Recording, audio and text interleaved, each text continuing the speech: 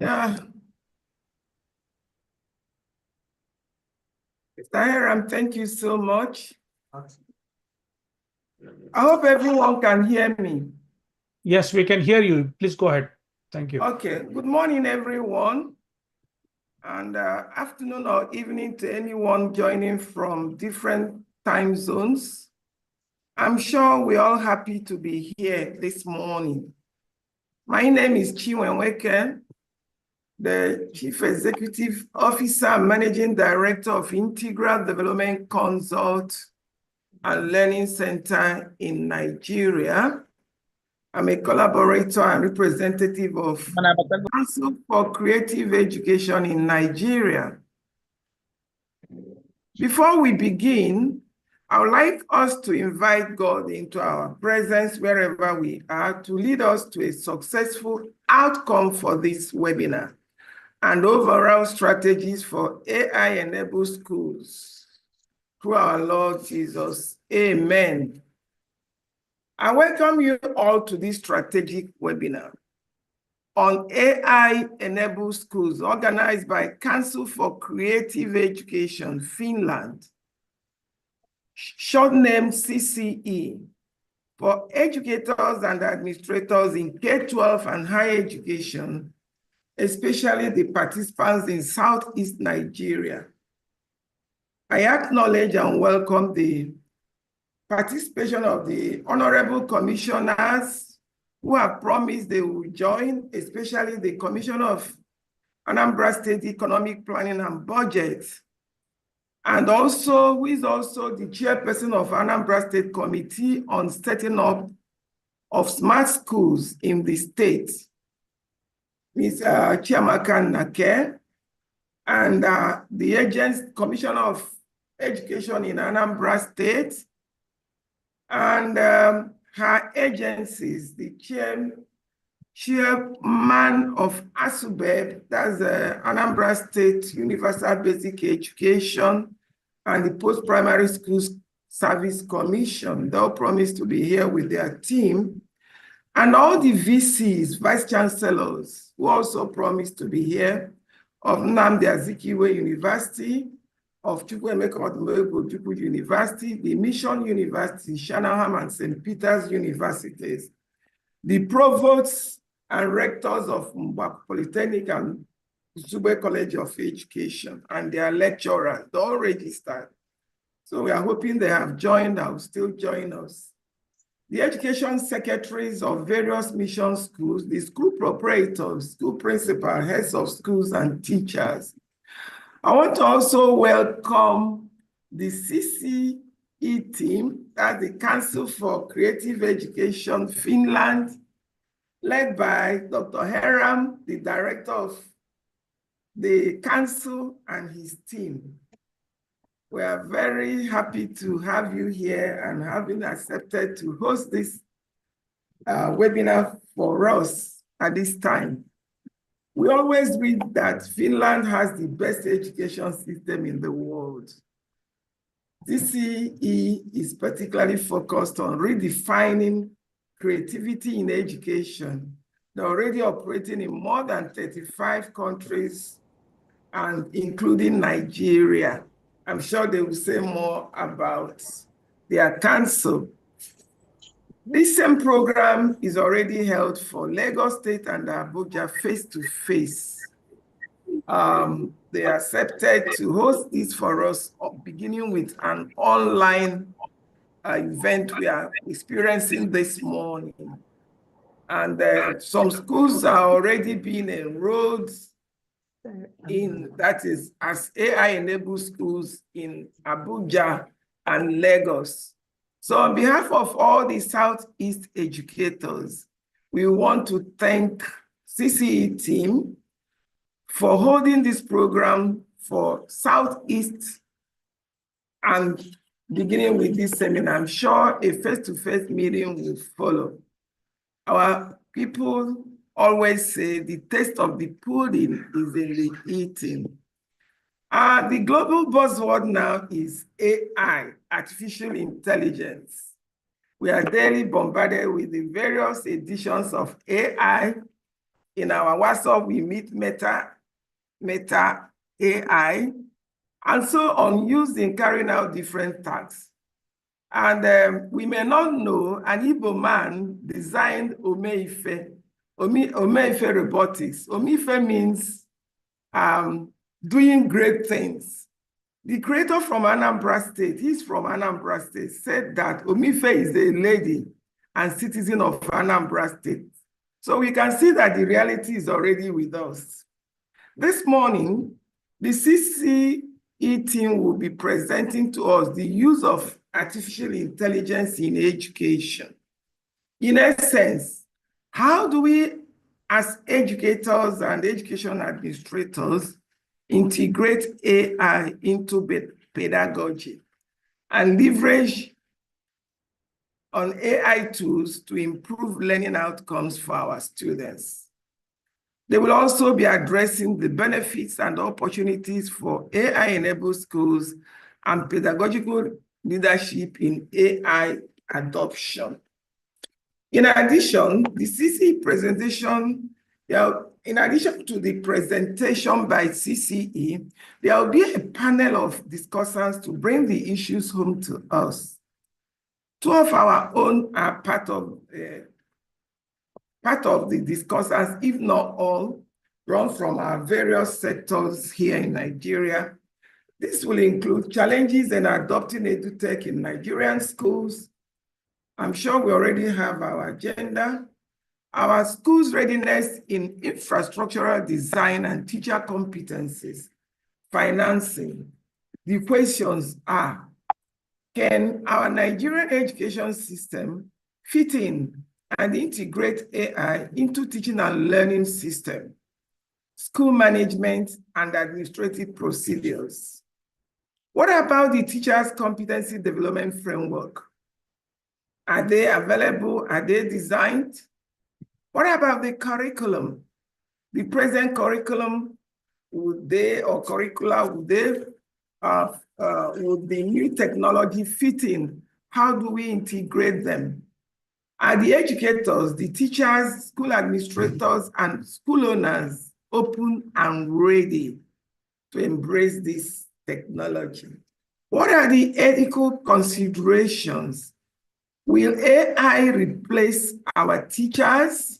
All these will be expounded in the panel discussions and the questions and answer session.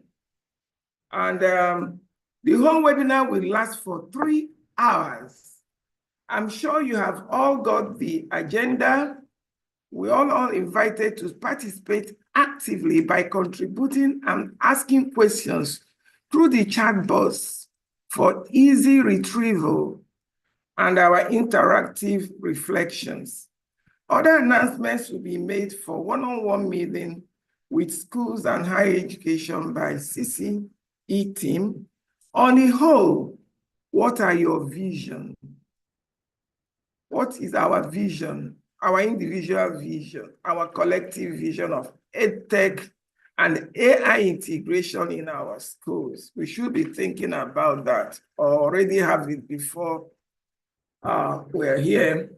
I personally dream and feel our collective dream of future of techie education and schools for ụmụ akwụkwọ ndị Igbo, meaning every child of our race or every child of our state and region equipped with design thinking skills, techie livable and globally productive skills to build our homeland socioeconomies and compete anywhere in the world. And also our teachers being more of learning motivators, facilitators, and student-centered, and our education administrators embracing pedagogical leadership. We all agree that our children in this part of Nigeria are very resilient. Our children are quite resilient and are ready, very ready. It's us, the educators, how ready are we? Our teachers also are beginning to embrace new technology And our governors and policymakers are building smart schools. And I'm sure after that, they'll begin to institutionalize the EdTech in our schools.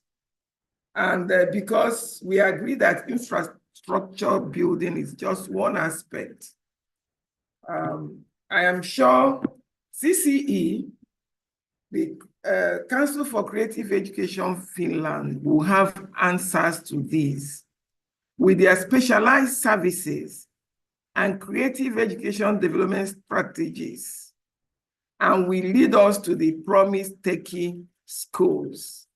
I'm sure many of us have gone into their website to see what they have done, what they're still doing, and doing in many countries. So we are hoping that they will help us in Nigeria, particularly in the Southeast region, our state, Anambra State. I'm happy they accepted to be here with us. So, Mr. Eram, thank you so much once again on behalf of our people. I want to once again welcome us and wish us a valuable and insightful session. I hand us over now to CC team to continue with the presentation they have packed for us. Thank you very much, and may God bless us all. Thank you.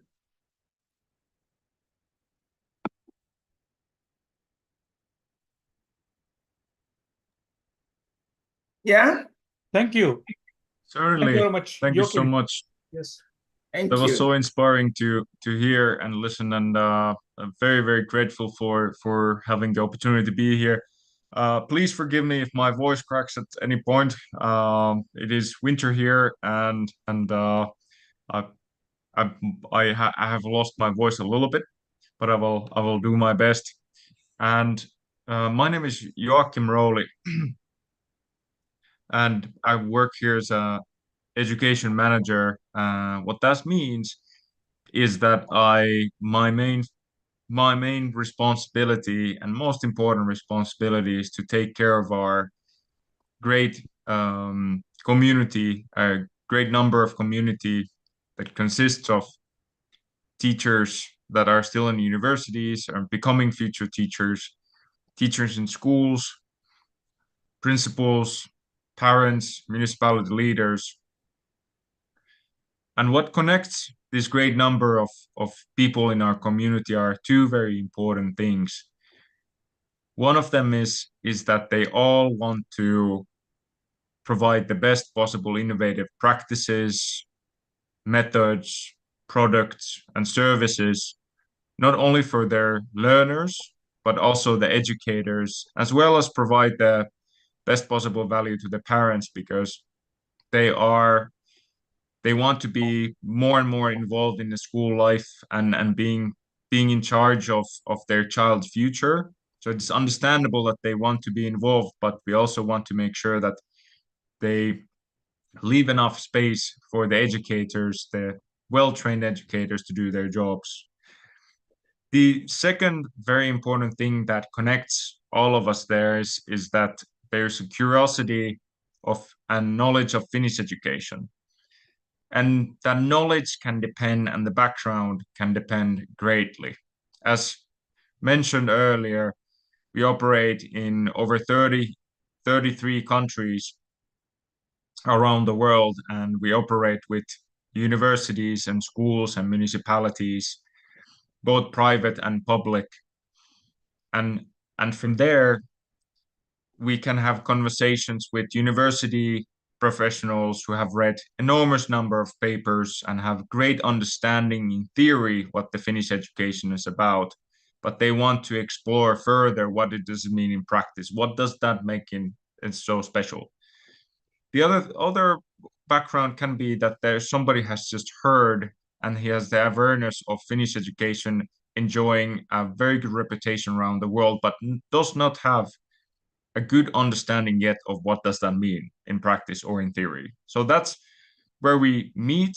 I meet with these practitioners, educational professionals around the world, and we talk about that. What can those services and products be that enhance their current systems and operations and guide them in their educational journey? Let me just quickly share my screen as well. Here we are.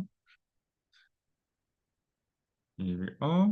And Heram, could you kindly confirm that you can see this in full screen? Yes, perfect. Perfect. So welcome to Council for Creative Education Finland. And our mission is to redefine education through creativity. And what does that really mean is can be different for many different people, but for us, it really means that as part of Finnish education, one of the very important cornerstones is that we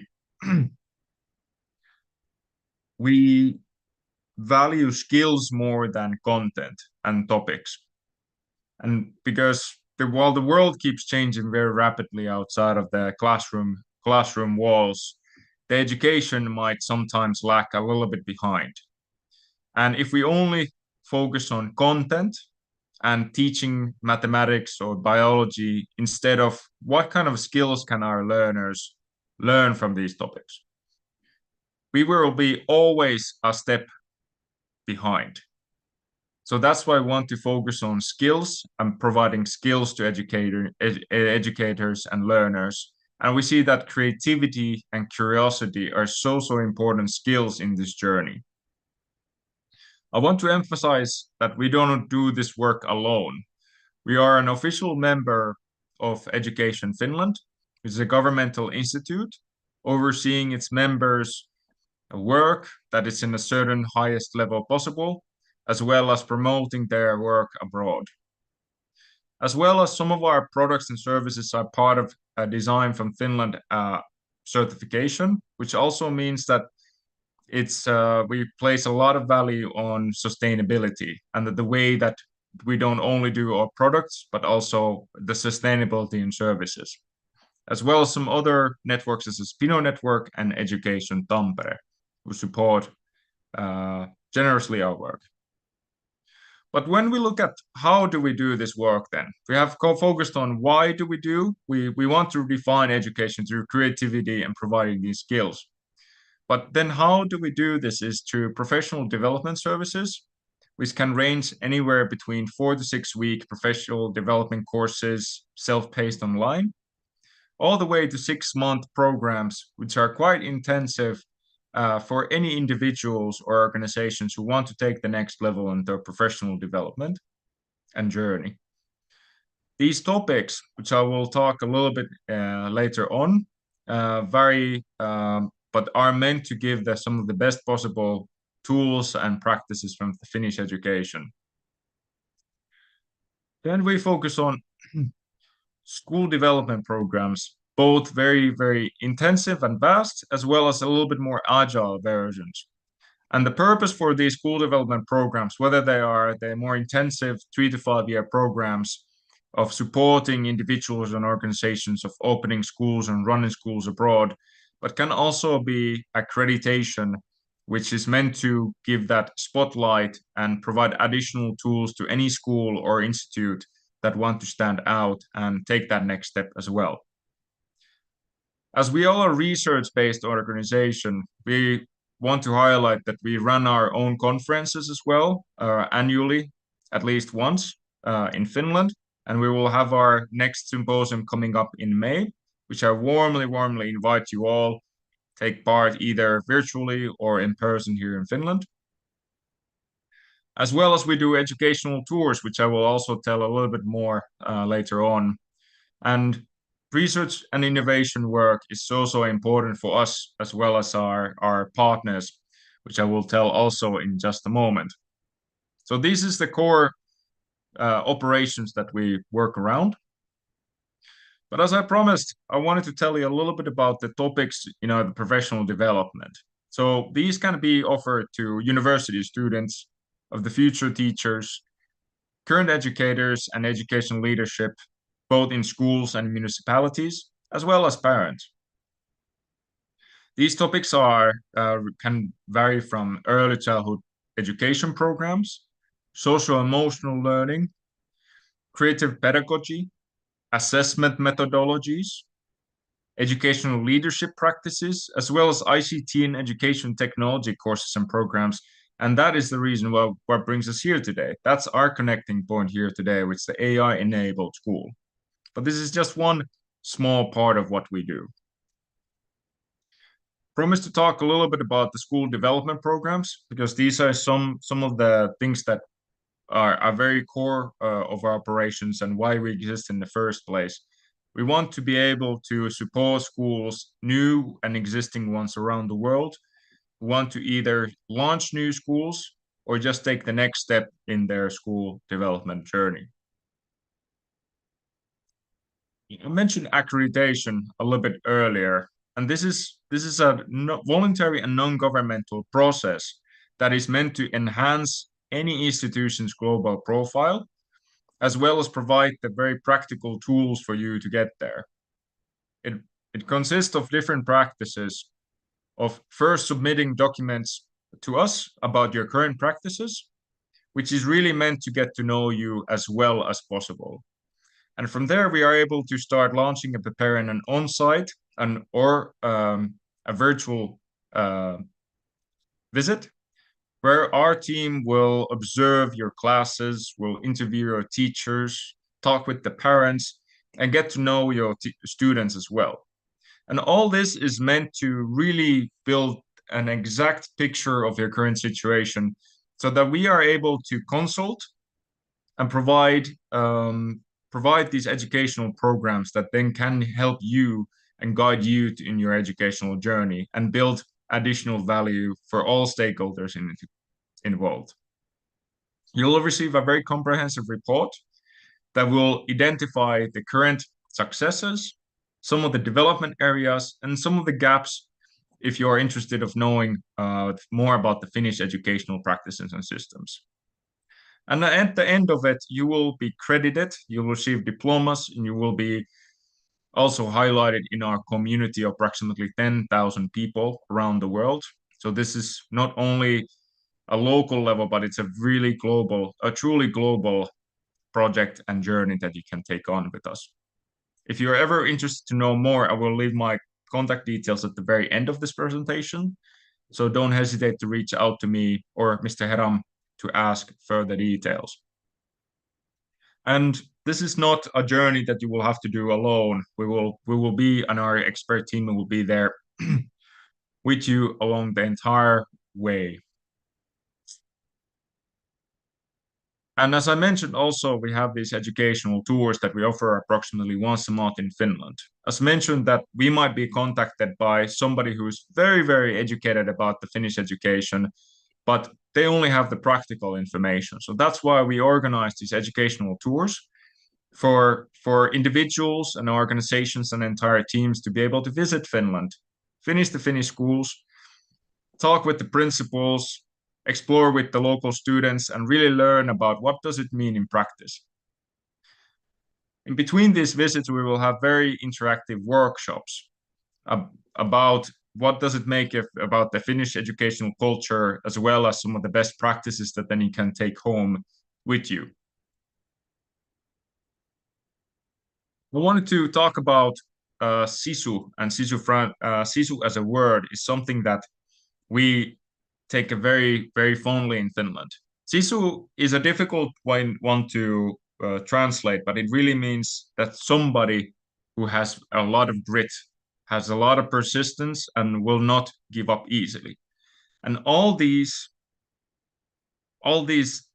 skills and qualities are very important when we learn new things, because learning new things can be a very difficult journey and a very time-consuming, resourceful journey. So that's why we want to support organizations with our franchise model of opening new schools, of opening new practices, as well as these very practical sisu boxes, which are both pedagogy as well as the way of teaching and the tools to teach as well. So a very practical box for early childhood educators to teach Finnish practices anyway and anywhere they are based. I want to emphasize that we do not do this work alone. As we do this around the world, I want to show my gratitude and our gratitude to universities, governments, schools, and private companies and partners that we partner with. And to do this line of work, it would be impossible to do alone. So that's why I'm also so grateful to see you all here, and hopefully have many experiences in the future. I extend a warm welcome to the CCE family, to our community, and I will still share my contact details here. That's also my WhatsApp number, so feel free to send me a message or give me a WhatsApp call, knowing that we are based in different parts of the world, or send me an email or visit our website where our team will happily help you via our chat services. This is a much thank you from my side, and I wish a very successful day and conference to come today. Thank you, Joachim. It's perfect. I think you gave a clear picture of what is CC and why we are working on this area and what is the mission that drives us. So welcome all again. Now I will start with the main topic of the conference today. My name is Hiram Kulkarni. I'm a director at Council for Creative Education here in Finland. And I will also introduce myself in bit depth, but I think it's a good idea to just acknowledge the presence of many educators, researchers, teachers from different corners of Nigeria here. I can see also there are some teachers have joined from other countries as well, nearby countries, as well as there are countries from Eastern Asia, as well as some are from very west. So thank you very much for joining this conference, and let's try to understand why we are here today and how we are going to go ahead. But prior to that, let me ask you a question. I was in we had a delegation of Finnish educators in Nigeria just almost 1.5 months ago, in the month of October, last week of October or first week of November. So 1.5 months ago. So, and we had conducted a workshop in Lagos, as well as we had conducted a workshop in Abuja. Does any one of you have been in those workshops? If yes, just raise your virtual hand in the Zoom so that I can understand who has been a repeat audience here. If you have been there, if you have not been there, it's best so that you get the information firsthand today. And those who have already been there in the past time, I can see that Miss Pauline was there, actually. Sister Pauline was there. Yes, okay. Colin Okele was also there. Excellent. Thank you. And there were a couple of others who were also present, I understand. Okay, but for those who have already been there in the previous part, some part of this workshop or conference will be a bit of repeat, maybe because I need to put a context for everyone. But we are going to hit the main topic of the today's part very soon. So great. Thank you very much for everyone. And I want this conference to be super interactive. I don't miss normally. My goal is always to be having a dialogue. And it's impossible to have a dialogue among this all online conference. We have almost like almost 50 odd online conference participants, and as well as I can see on our YouTube and Facebook, and as well as on our Instagram live streaming, this happening live stream. And I just got the report that there are another 100+ audiences there on the online as well. So it is not possible that everybody will speak. So I want you to give your comments. So for that, we are going to, throughout this conference, we are going to interact with you through a very interactive tool called Quiz. So I request you to open your mobile phones and we will just I want you to, 1 second. I want you to, simply work on this point. So excellent. I want everybody who is here join this interactive quiz, and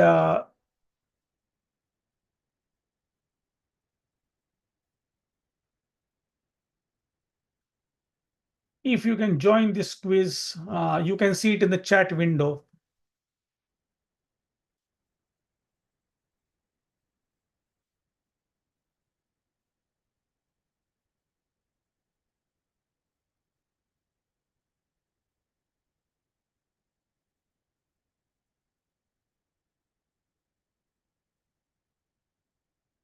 Or if you can't join that, then here is a link also. You can scan the QR code as well. I will share with you.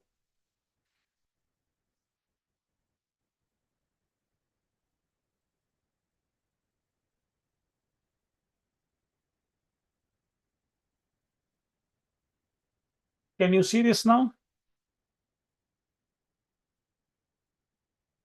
Yes, we can. Yes. So you can go to this link called joinmyquiz.com and enter the code 426051.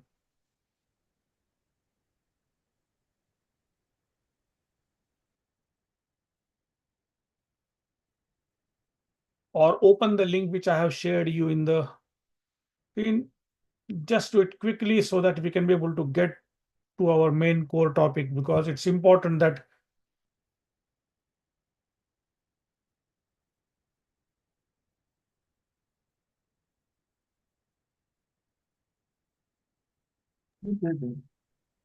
so once you go to joinmyquiz.com, you will find enter a code, and just enter a code over there as a 426051. And then you may need to enter your name. Just enter your name as a something, and you can see that you can join in here. Yes. Now we can see the people are joining in. I quickly want everybody to just open your mobile phones. If you are already joined through your mobile phone on the Zoom link, it's perfectly fine. You can open a new tab, go to browser, click on joinmyquiz.com, and then enter this code. Okay, I will give you some time to start working on this, and by that time, I will go to the main topic for today.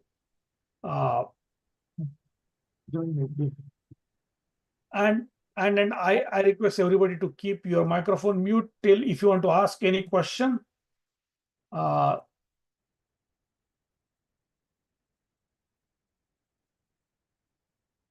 And actually, we will give plenty of time to ask you question during question and answer session, as well as during panel and after the panel. So we will have enough time for that as well. So let's try to see what is exactly. So what is happening here? Let's see what is unable to retrieve the game. Don't worry. Hold on. If you can't do that, then I will copy you new link here again. Hold on. Please join this link.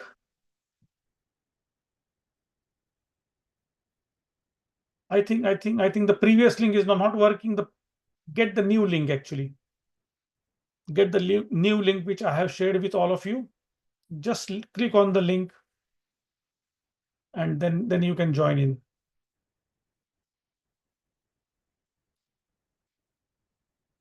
Okay. Okay, I can see that many people are joining in now. Perfect. Very good. Excellent. Now we can see many people are joining here. Perfect. Okay, we are at very good. Thank you. Very good. So I will just excellent.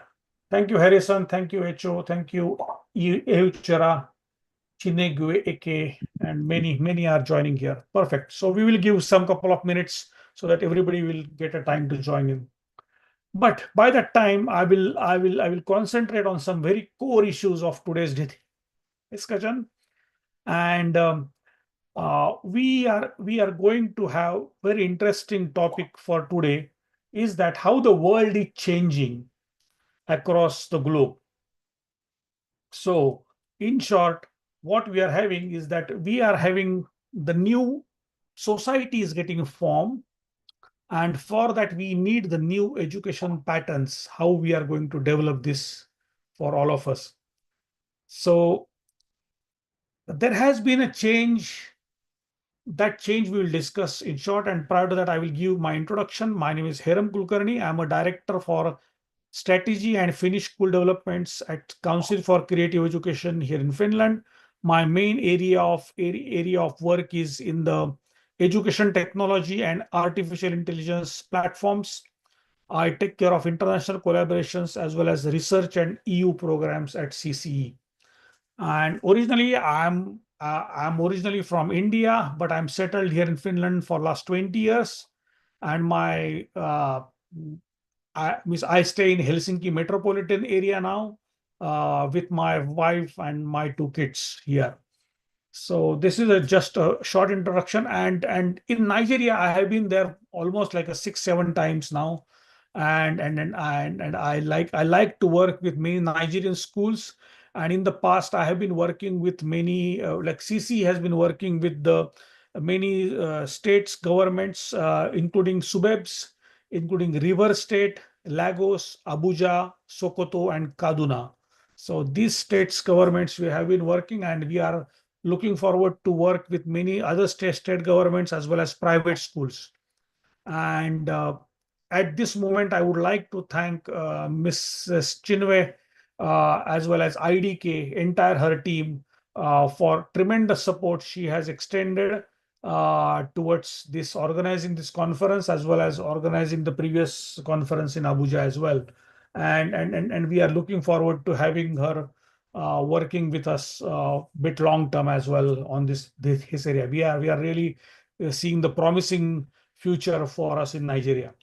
Okay, my background, as I mentioned, that okay, I'm also a doctoral researcher in artificial intelligence and learning experience platform, and we have been working as a multiple advisors across the globe. Okay, let's go to the main topic. Industry changing. Industry changing, like as you know that okay, the industrial revolution started with industry 1.0, which is with the steam engine. James Watt invented the steam engine, and that steam engine powered the mechanization through just water and steam. But that went for quite a long time. And then industry 2.0, when the mass production started with the assembly lines and electricity was generated, and it gave to the rise of industry 2.0. And then we got a next generation of the industry, which started with the computers and electronics. And because of that, automation could be possible, which we call as industry 3.0. Currently, we are in industry 4.0, which is advancing on the cyber physical systems, Internet of Things, network communication, and as well as artificial intelligence, how it is going. So we are in the industry 4.0. And now we are entering into the next phase, and which is a major phase of industrial change, which is happening, that we are getting automations to such a level that we are not just having the machine to machine collaboration, but also human to machine collaboration, machine to machine collaboration, and as well as we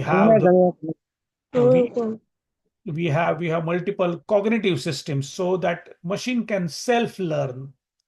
So these are the kind of industrial changes, that is what is happening. But also society is also changing based on that actually. So I think we started with a very early society 1.0 with a hunting society where hunters and gatherers were there. And then we could establish, the humans could establish the agriculture, and then organize a society as an agrarian society. But then, as we just saw, the industrial change happen, and then we organized ourselves more into the industrial and mass production societies, in society 3.0. With the advent of computer systems, we got into information society. But what is happening now is that, okay, we are not only connecting only with the computers. Right now, we are talking to each other across the globe.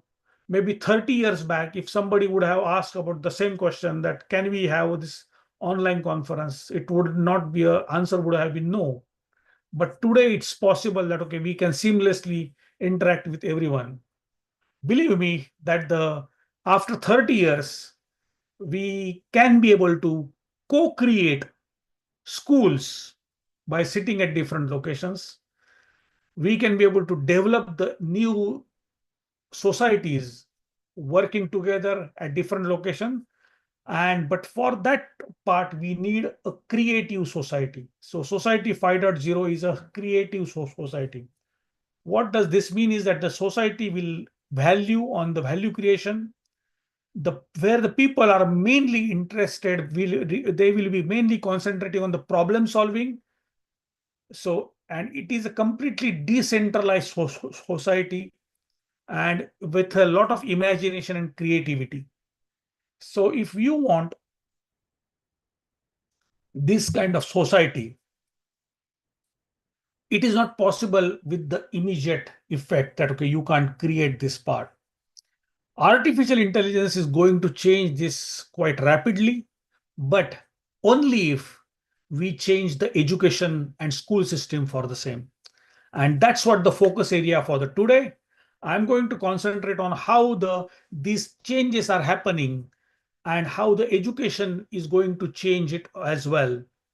So as you can see that as the society is changing, industry is changing, but can we see the education is also changing? Let's see if there is a country which can be able to change its way of education as well, and how it has changed in last many years. So I want you to just go across this video, quick one.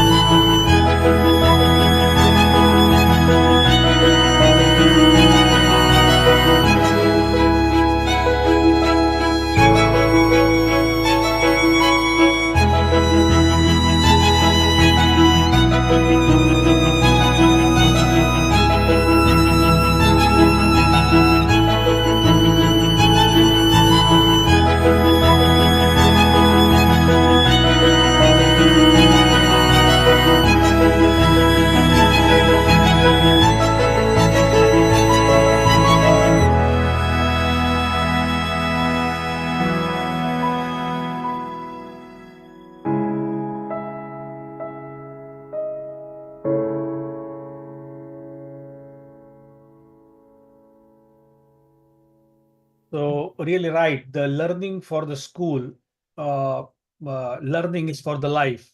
So that how we can be able to create an experience where everyone will get an opportunity to learn and develop their skills and lead a meaningful life. So for that, actually, the school system has been created in such a way in Finland where we concentrate on the various innate abilities of an individual. And this started with a change in the knowledge economy. So knowledge economy has been developed based on that. So you can see that as the society is changing, the education is also changing bit by bit. The pace at which it is growing is quite slow, but still it is growing well. But we started with our education 1.0, where the lectures and memorization was the majority of the concepts. And still we happen to continue that model in many parts of the world. But with the advent of the technology and internet, we have created education 2.0, which is internet enabled things are happening. We can now reach each other through online, but also we have a lot of online content. The content which was only with the books and physical content is now available ubiquitous at many locations. But education 3.0 is where the knowledge producing education has changed, where individuals are not only just learning and taking the information, but they are producing the knowledge. That's why we can see a lot of content creators. We can see a lot of people who would like to write the blogs, write the new content, YouTube shorts, Facebook reels, Instagram reels, and many of them are being used as a kind of a learning mechanisms, as well as there are online games which can be used. But unfortunately, many of the schools, many of the institutions see it as a kind of a bottleneck, and which is right, actually. There is nothing wrong in that. But understanding that, okay, how the students and how the learners are, what are their aspirations? If we can't be able to manage those aspirations, then we are going to face the challenges. But this education 4.0 is an innovative producing education. So that, okay, are we just creating an information or are we creating some innovation out of that? So that's the requirement of education 4.0. But then we require something which is much better and much uh, holistic, is what education 5.0, which serves the society 5.0. And here it comes with the advent of the chat GPT and artificial intelligence, machine learning. We can see that, and I'm going to make a very strong statement here. Many people believe that, okay, by making the technology and by making having the artificial intelligence in the whole society, uh, people believe that, okay, this is going to go in a very negative direction. But let me tell you, actually, and what is happening across the globe, AI and machine learning will democratize the world. What does this mean is that, okay, you will see more people coming up with the honest information, because it is easy to decipher the information from where you have copied, and whether it is coming from AI engine or it is coming from ChatGPT, is it coming from Gemini, you can really see it very easily. So we are concentrating. So we need more emphasis to create this democratization of the education with the humanistic values and ethical consideration. And for that, what machine can do is only left to the AI. The rest of the part is still with the human, and that's the important part. So with AI, humans will understand real potential. And that's what the real mechanism of how we should be able to work with AI. There is no option of just having the whether AI is good or bad. It doesn't matter now whether what is your opinion, whether AI is good or bad doesn't matter now, actually, because it is already there. You have to be there. You have to work with it. And in fact, you have to ride the AI. You should not get overwhelmed by the AI. So that's what the main objective of Council for Creative Education, that how the school education will be empowered through this AI revolution. So we concentrate here that, okay, how we can focus and prepare the learners for next challenges, that as we say that the number of jobs are getting limited, there is a lot of unemployment, you need entrepreneurs and you need people who can take the responsibility of their learning.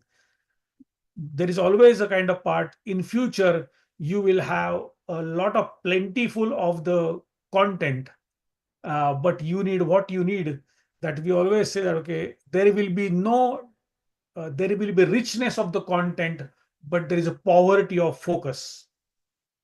It's a very good important part. So you will be having a lot of content, lot of data, there is a richness of data is there, but are we focused on those things? So that's what these AI things should be able to help us.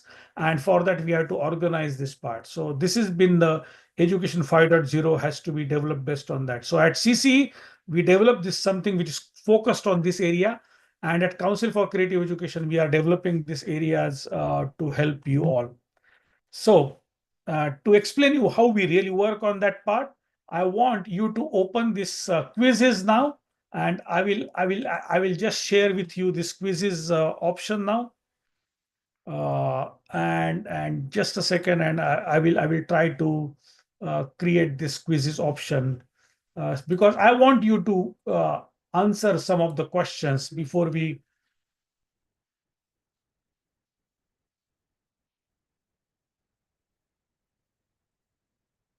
Okay. Can you see the question in front of you? Let's give the question. What percentage of Nigerian schools do you think currently use AI tools in their classroom?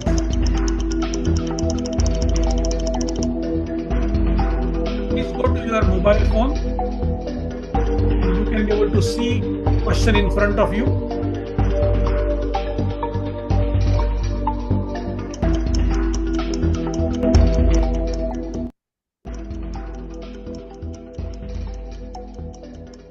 Okay, I can see only few people have answered. So I want everybody to just refresh your screen so that you can be able to see it. Excellent.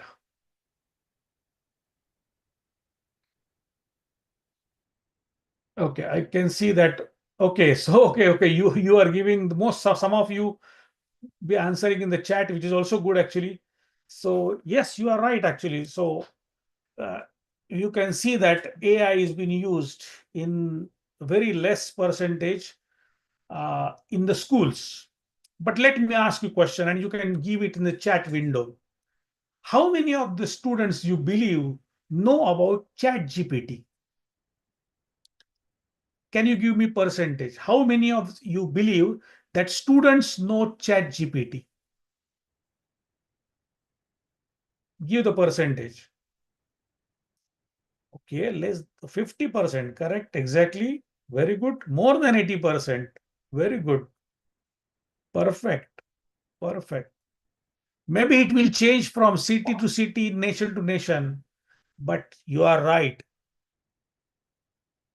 Oh, okay.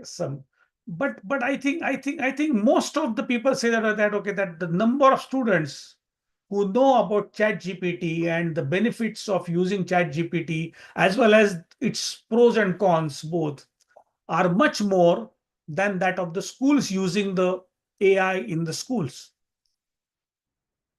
Yes, exactly. Yes, but in general, you can see across the globe, also in Nigeria, because I visited Nigeria just 1.5 months back, and actually I visited some of the schools in Lagos, Abuja, as well as in some parts of the other area of River State as well, and I could see that the awareness about this AI in students is far better than that of the teachers, and it's the fact. And as well as don't worry about the infrastructure challenges, but there is awareness about that part, and it will be kind of a naive, it can be quite of childish of us to believe that, okay, if I don't use AI, then nobody will, no one else will use it. Or if I restrict AI usage for my school children, then it's good for me.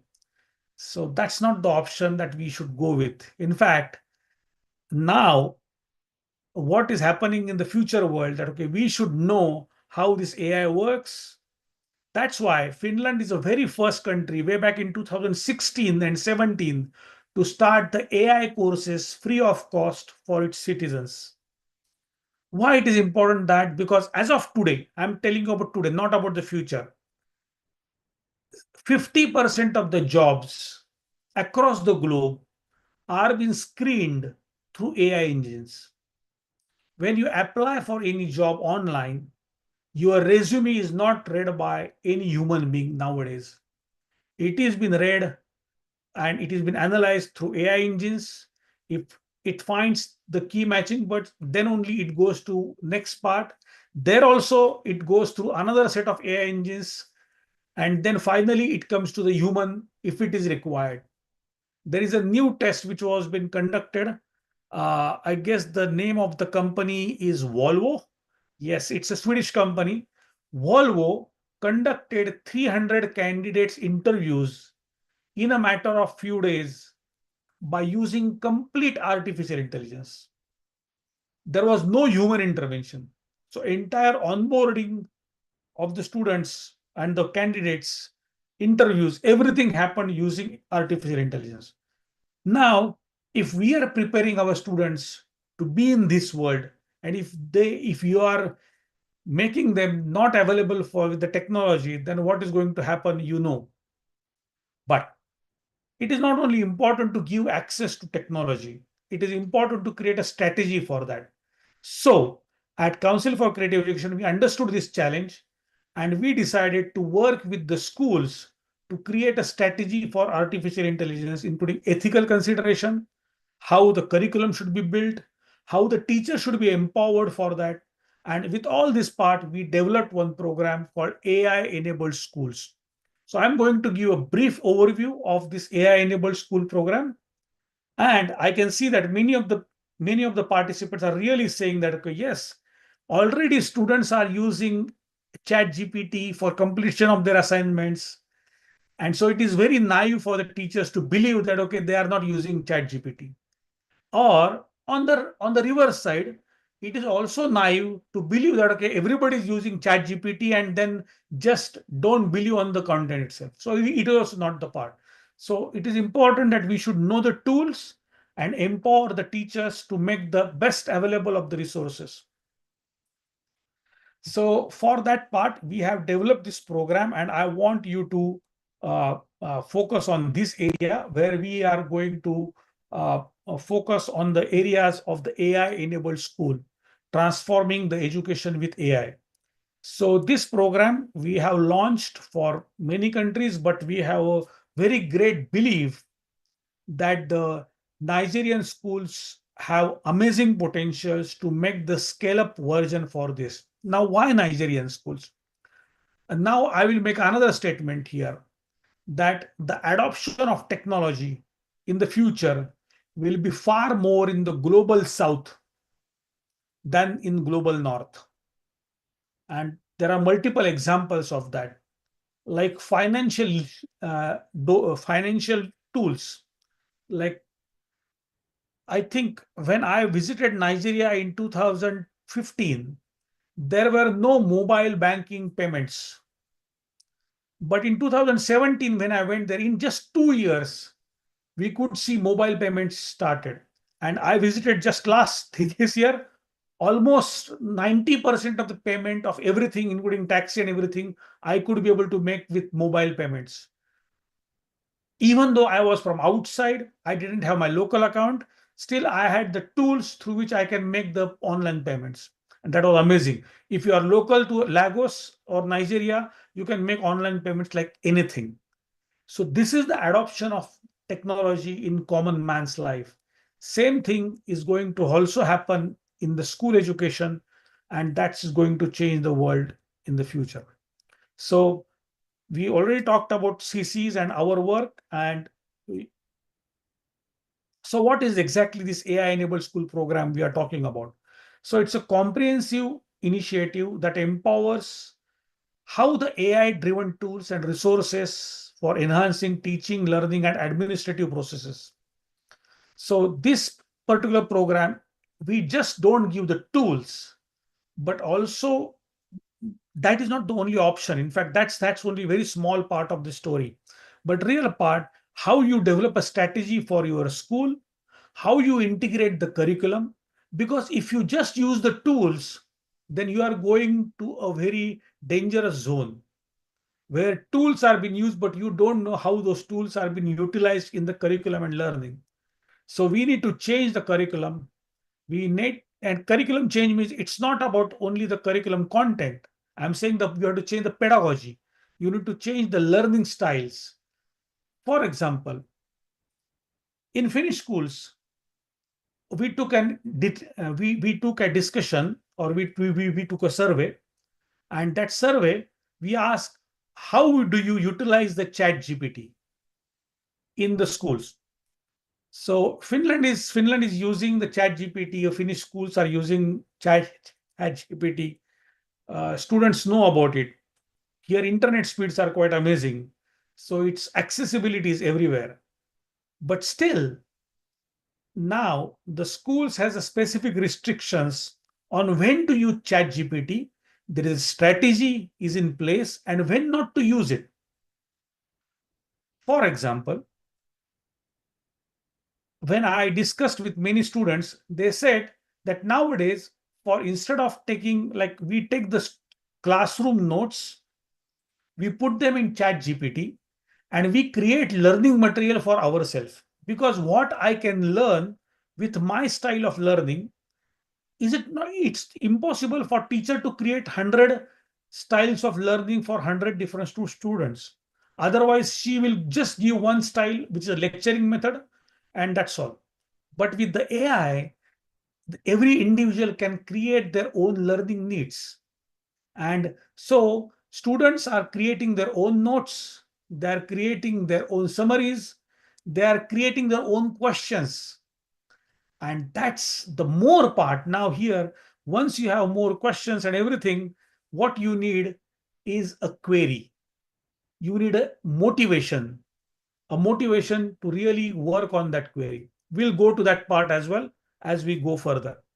But this AI-enabled school program will provide you a tailored guidance and professional development to help the schools integrating AI technologies in the school education. So that's about this part. The main benefits of this program is that, okay, it creates a personalized learning for students. Every students can be able to develop their own needs and they will be able to understand it. Now it is very easy to say, but it is very difficult to done. How you can create motivation for the children to create the queries, and that's where this AI program is trying to help this part. Believe me, this is not only just, this is just we are scratching the surface right now of AI. As we go further, we will have plenty of different options coming in front of us. And it is important that teachers should be in the speed. The school should be in the speed of that part. Otherwise, we will be losing this tremendous race. I really believe that, and which is the truth, that it is not the, we are not here competing between whether there is a human being versus there is AI. We are not talking about that part. We are talking whether there is a human being versus human being with the AI. These are the two things. We are competing between two things. One with the human being and human being with the AI. It is important to have a teacher, but the teachers with AI will replace the teachers without AI. Or that, for that matter, teachers with technology will replace the teachers without technology. So that's what the empowering the teachers for AI tools is more important. So this program will provide this option for you, and it provides the enhanced educational practices, data-driven mechanisms, and most important part is administrative efficiency. What we are doing is right now here is that we are creating a lot of content. Every individual teacher you may take in Asia or Africa or even USA or even in Europe. The classroom sizes are increasing. We can see that 50, 60, 100 students are there in one class at one end.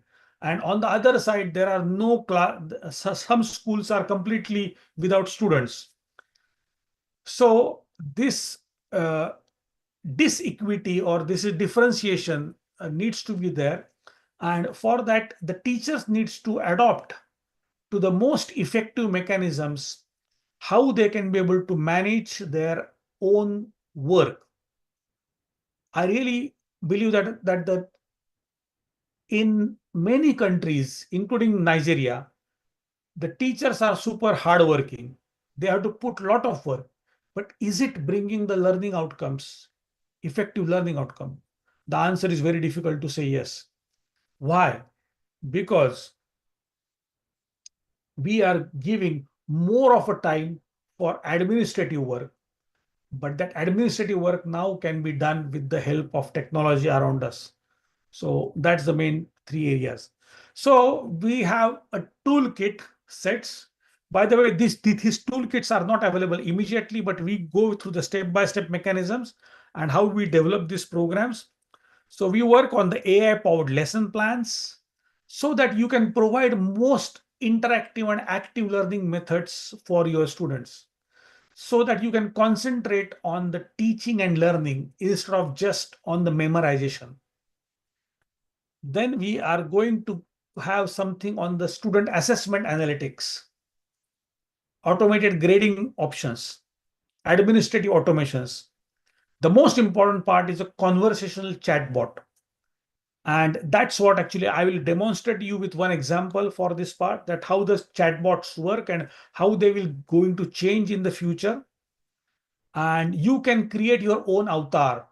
You can create your own teaching assistant. So every teacher will have their own AI teaching assistant, which will help you to understand how the students are interacting with you. I will give an example. Right now, you are teaching a topic within your schools.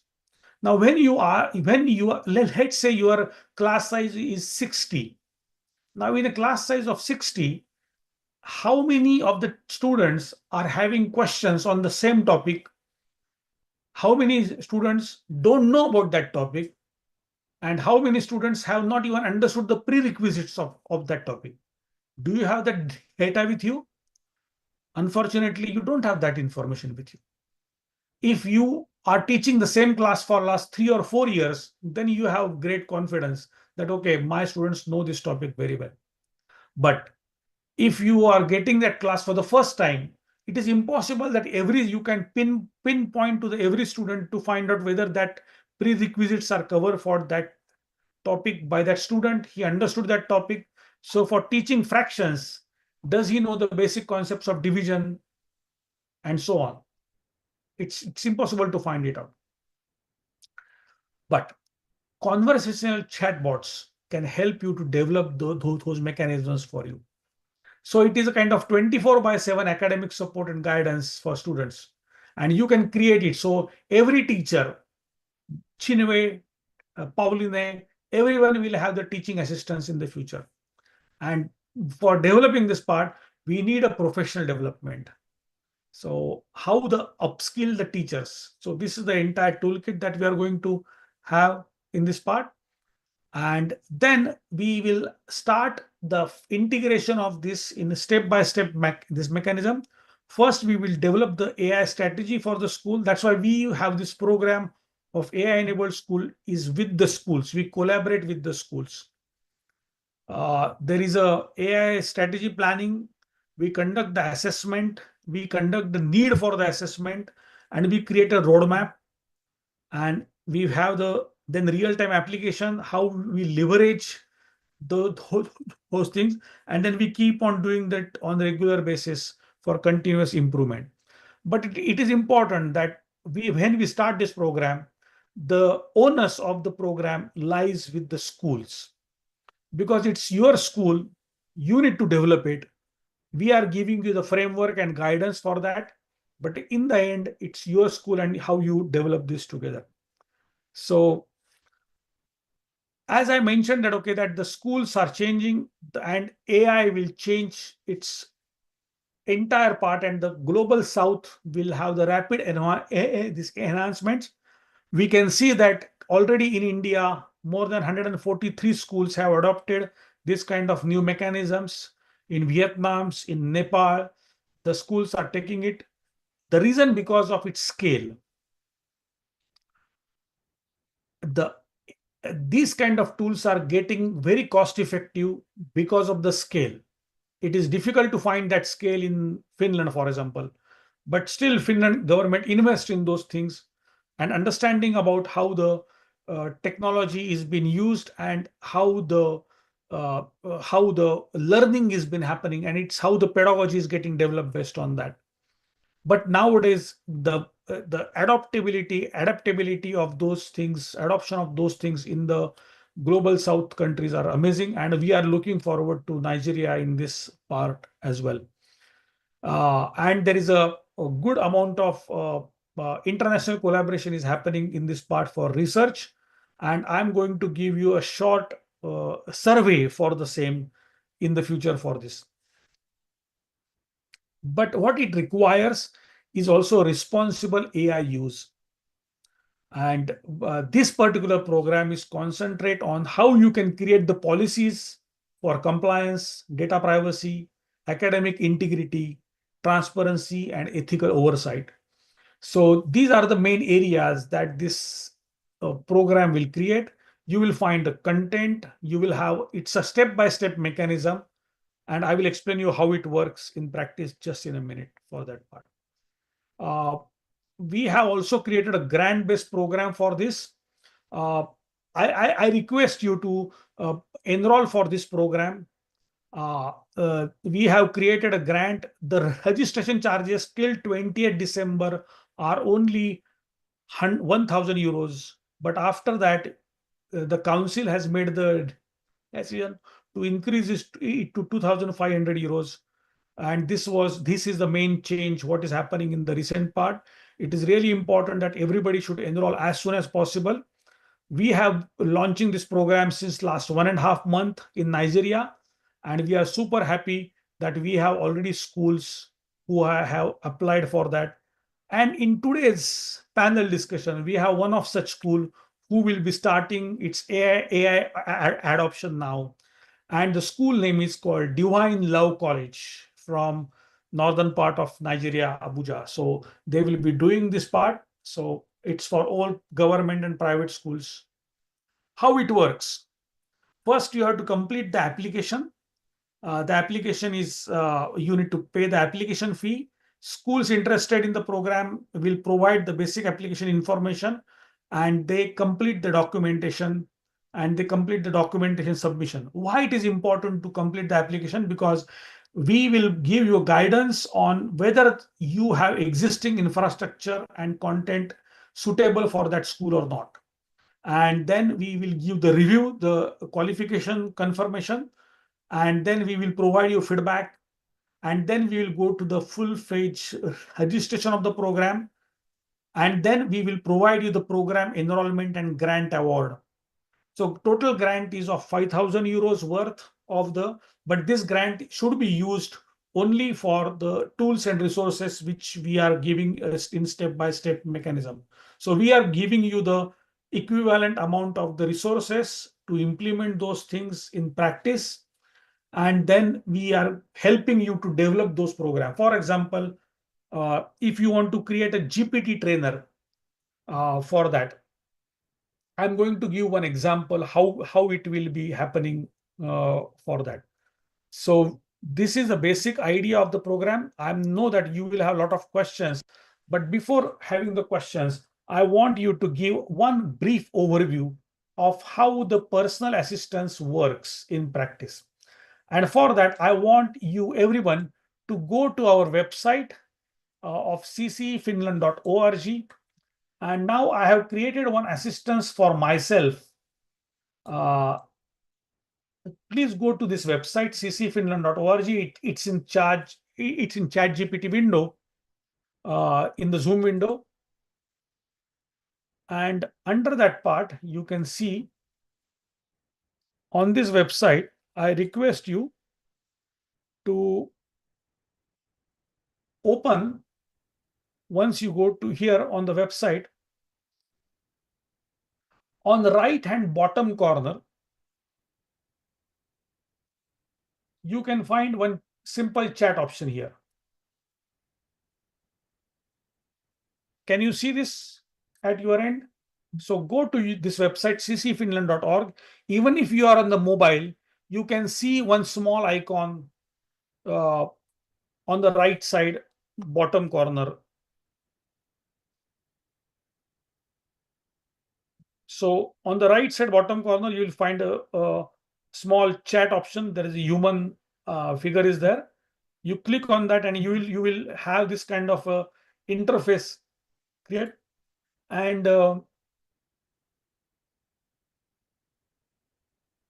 you can ask questions here. Actually, you can ask questions. You will not get all the answers here, but the beauty of this tool is that the AI is going to understand your needs, because you will be logging in for this tool for the first time. So it will understand your needs and try to tailor-made the answers which are required for you. So if you have any questions about the CC or about Finland or about Finnish education, pedagogy, or policies, everything, you can easily ask question in this AI chatbot. And this is a personal assistance for me. It is impossible for that. Right now, I'm having more than 200 participants in this entire webinar. I can see that there are many people who are already online, as well as on social media, on the website. It is impossible that everybody will be answered with me. But now I have created my assistance. So this is an AI assistance for me. And so what we call as a welcome to CC Finland AI assistance. Please ask your questions and we will try to answer. And now how it happens that whenever you ask the question, we have created our own GPT trainer for the same. And whenever somebody asks me question, in the first part, you will not get answer. Why? Because it will require your data to be trained. As you keep on asking the questions, you will get the answers on a regular basis. And for that, I can see, okay, excellent. 1 minute back, I can see that there is a question asked by one of the participant, and I can really see that the question is not answered because how do I apply for the Finland Education AI grant? Sorry, I'm not familiar with that topic. Now, here the question comes to me is that now, so just to give you the benefit, Miss, I don't want to, let's say kind of, I don't want to give the names of the participants who are giving the answer, but the question has been here. But then the more important part, I can train the data. So as a teacher, I can train the data and I can give the answer in a debug mode. So yes, please ask the question. And I think, is it okay? Maybe there are some couple of participants I can see.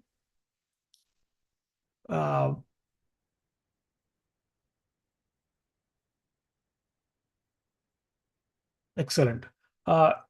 If the current participants who have put the questions in the chat bot, if they allow me to share one screen where their names will be displayed, is that okay? Is that okay? Because I need your acceptance before I share the screen so that I can show you how the data will be trained by a teacher. Is that okay? Can you please confirm everyone that it's okay to share the screen with your data information and question which you have asked? Okay, I got the confirmation. Thank you for the answer. And I will show how it works.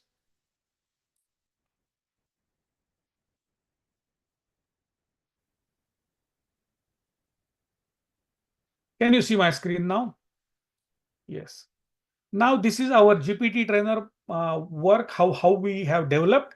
So when you are sending a message here, we can be able to get a dashboard here, how the information, and we are getting these questions. Now here, whenever I'm getting the answer, I can create a debug mode. And if this answer that our challenge is Nigeria is accessing AI fully of energy, Nigeria needs intervention and renewable energy to power AI and technology. Okay. Now, this is a comment. This is not a question. But let's say there is a question that how do I apply for Finland education AI grant? Now, this answer is not there. We have the answer, but we have intentionally not given the answer in the AI chatbot. So I will go and revise the answer. And I will revise the answer that, okay, for AI grant, please visit ccfinland.org, go for search for AI enabled schools. You will find the register school option. Kindly create your own login credentials. After CC team approves your login, you may apply. Okay, now this answer I have given to you and I have revised. Now the machine will learn about this thing, and next time if somebody comes, means not immediately, but if you ask the question tomorrow, same question tomorrow, or anyone asking the same question tomorrow, it will give this corrected answer. This is called as a self-learning. Now, I have not updated the content, but as we update the content on this system, more and more data will come to part and it will self-learn. Now, this is the beauty of AI. Now, I want you to replicate the same thing concept for your own students. For example, you are teaching them something in mathematics or science, and you have taught them one topic on environmental engineering, or you have taught them in higher education about thermodynamics, or you have taught them in the primary school about fractions or about some historical things. And you want to create a content, you have to create an assistance for your students where they will keep on asking the question, and you will understand what kind of questions they are asking, and based on that, how you can refine the answers for that. So you will not only understand the challenges faced by the students, but also you will understand what kind of thinking they are having, how do they think, what kind of questions they ask, and what kind of challenges they are facing while they are learning. So AI will make you a good teacher to develop the kind of questions they are asking. So this is the beauty of how we are using this, our tool, GPT trainer, which will train the data given by you. So we are working with the schools to develop this kind of GPT trainer. Every school will have this kind of own AI enabled assistance. Initially, it will be available for across the school. Then individual teachers can also create their own chat GPTs, which is customized for them. And this is the beauty of this technology, how we can be able to develop this part. This is only one example. There are several tools for lesson planning, grading system, assessment, assignments, everything can be created. That's what actually I always repeatedly keep on saying, that the technology is for our benefit. We should use it for our best use. Now, I want you to do one more thing. Along with that, we have created something which is called as a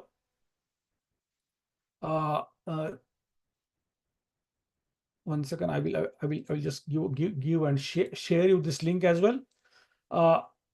It is not important just to have it is not important just to have the tools with us, but how to use those tools in the regular classrooms. But is it possible to use those tools and classrooms together? So what kind of capabilities my teachers in my school needs to have? For that, we have created a simple survey. I have shared you a link of a form. You please open that form. Once you open that form, you will find a simple information about what is called as AI TPAC scale questionnaire. You will find it something like this. Yes. And under that part, the main purpose of this questionnaire is to find out what are the skill gaps or what are the kind of new things that you need to learn, and what is the current confidence level of school to learn AI for their teachers. So this questionnaire is mainly for the teachers. The answers will be anonymous. You will not be getting evaluated by any means based on your answers. So please give the honest answers. And this is not going to be shared with any of your management or school or anyone. So it is only for research purpose. But what is going to happen is that it will give a plethora of information how the AI is being perceived by the students and by the teachers. So it has a very simple questions. Let's say if you go, let's say if I start with here and you please enter your email address here. I will start with mine. And then you have to give your information name. So here is my name is Heram, and then name is CC. I have a primary school and middle school. Subjects you teach is math. Country is Finland. Curriculum follow is a Finnish. Let's say, for example, are you familiar with this AI technology? Let's say I'm familiar here. Have you had any prior exposure? Yes, I said yes. What resources, technologies do you use in the classrooms? Okay, I use online tools and LMS, online tools, LMS, etc. Let's say. And then, but these questions are most important. So you have to give the answers based on, and this is mainly for the teachers who are participating here. There is 3 areas of work which has been here. So to explain that, give me a minute and I will explain you how those tools, how those works.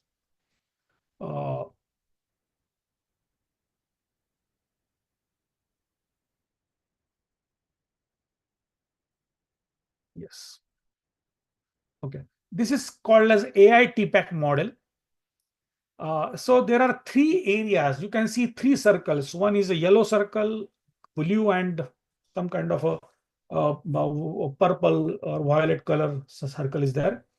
Uh, uh, uh, every teacher will have their content knowledge called CK, and this content knowledge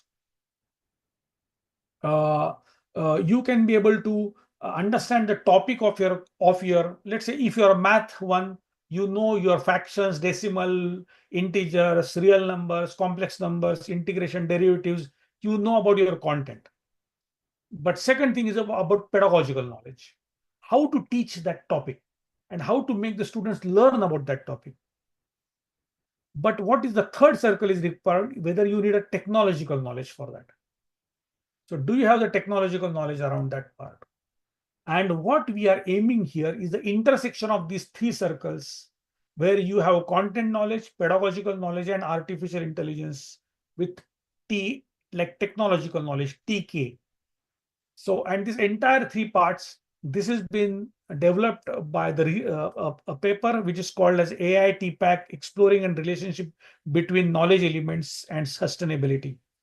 So this has been well researched work, and this has been a kind of so to understand that part, we have created the questionnaire, and this questionnaire will tell you about how to answer those questions and how to work with those areas here. Yeah. So just give the answers. If you strongly are agree to the point, then put strongly conformant. If you don't agree or if you don't use it, then say strongly non-conformant. And it's a simple Likert scale. So it is really important to give the part and submit it as soon as possible. It is open for everyone, and your data will help you to develop the Nigeria into the next level of AI adoption. So with this option, actually, you will have amazing questions, a lot of questions you will have. So uh, I think I have spoken a good amount of time. I have given a good amount of information to start with, but now it's time for asking questions and opening floor for discussion. First with the questions, and then we will go with the panel discussion. Okay, okay, very good. I got one first question. Very good. Thank you. Thank you. The first question is about, can AI tools be used to check exam malpractices in the schools? Very good question. So the answer is that, okay, that AI is a good analytics tool. AI can cipher the data. It can investigate the data. It can really deep dive into the data information. So first of all, if something is copied from somewhere, AI can really catch it very easily. And as well as nowadays, when you create any content, even if you use ChatGPT or you copied from somewhere, there are tools, a lot of tools are available, including GPT-0 is there. There is a typeset.io is there. I can list at least 20 tools in front of you. You just copy paste the content from there in that tool, and it will tell you from where it is copied, from which AI engine it has been created, whether it is AI created or it is not AI created. So I can give you one kind of assignment for itself, is that I can give assignment. Give me any content, and I can tell you whether it is copied from somewhere or it is AI parts. So for that, you need to go to this website called typeset.io, and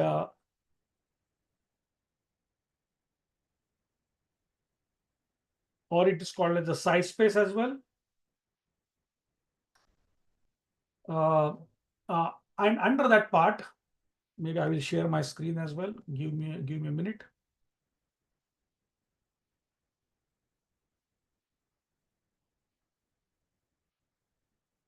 Yes. And this is a tool for mainly for higher education researchers. It has been highly been used, and then actually we have been collaborating with this tool quite actively. So there is something called AI detector here is here, and once you copy paste any content here, let's say I take one article which has been created by me in the past, maybe, and which has been from, let's take an example of this article, and I'm just give me a minute, and I will try to open one article here. Okay.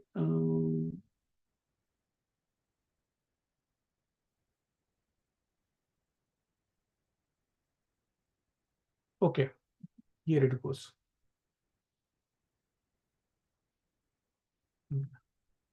Let's take an example, is that one abstract I'm copying from one place, and I'm seeing that, okay, whether it's possible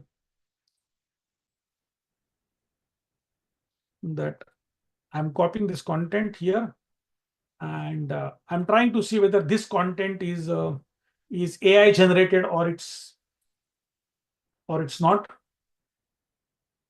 Okay, now you can see that, okay, this is essentially a humanly created part. But if at all it is AI created, it gives the number of lines it has been used and everything. So many malpractices used during the part is a content copying, as well as something from the copy listing from some part. It is very easy to detect. Now this is about this part. What about physical exams? What about physical exams? I can give some tools which can be used as well. And for that, if you are using the physical question papers, And if you have a scanning mechanisms to scan those question papers, it is easily possible to find out whether the same handwriting is being done by the same student. So if somebody else is using their handwriting to copy some other things, that is also possible. So there are multiple tools are available. So AI can try to find multiple malpractices inside this part. But objective here is not to disbelieve on someone, but to track down and the analytics for the same. So I hope you understand the basic point around that part, and we will go to the next question. Okay. The Song Johnson, thank you for the next question. The first question was asked by Chinwe. Second question was asked by Song Johnson. Please, are courses available for individual teachers? And yes, how is the required fees? Or do schools organize training for the teachers? Good questions. Thank you. So at CC Finland, we have a detailed training program for understanding these pedagogies, tools, AI tools, and you can find those courses by visiting to our website ccfinland.org. My colleague can share the link of this training programs list on this chat window very soon for you, and you can be able to get the list of courses. But what I want you to understand, mainly for AI enabled schools, we have created a detailed program and here it goes.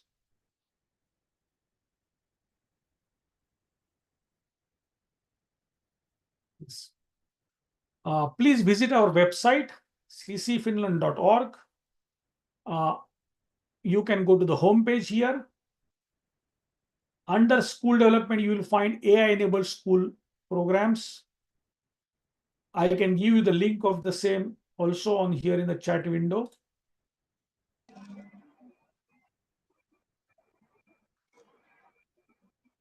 And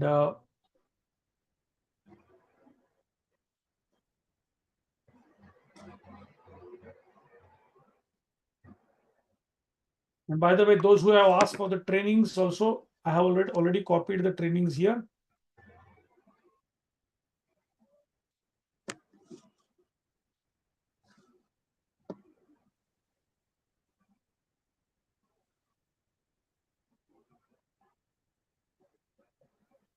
Okay.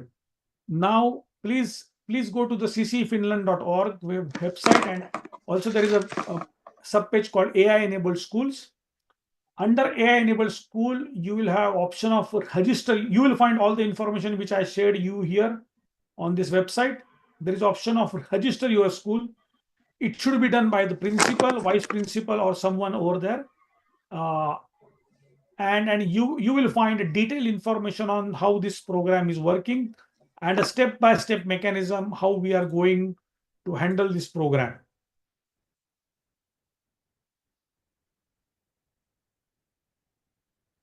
So another question is, okay, is the school is going to organize the training for the same? So I think this question you should direct to your school principal or to the school director. But when we are collaborating with the school, we are giving them a step-by-step mechanism with the registration of this program, that how the AI tools can be used in the school, how the compliance mechanisms can be created, how the policies can be created, what is the teacher support for the same, as well as we are giving some toolkits for examples. Just I showed you one of the example for the same. Guidance for using the AI tools for the school and curriculum building, and also harnessing the AI framework for school-wide implementation. And then there is also we are using the responsible use cases for AI tools. We are giving some examples for the same case studies.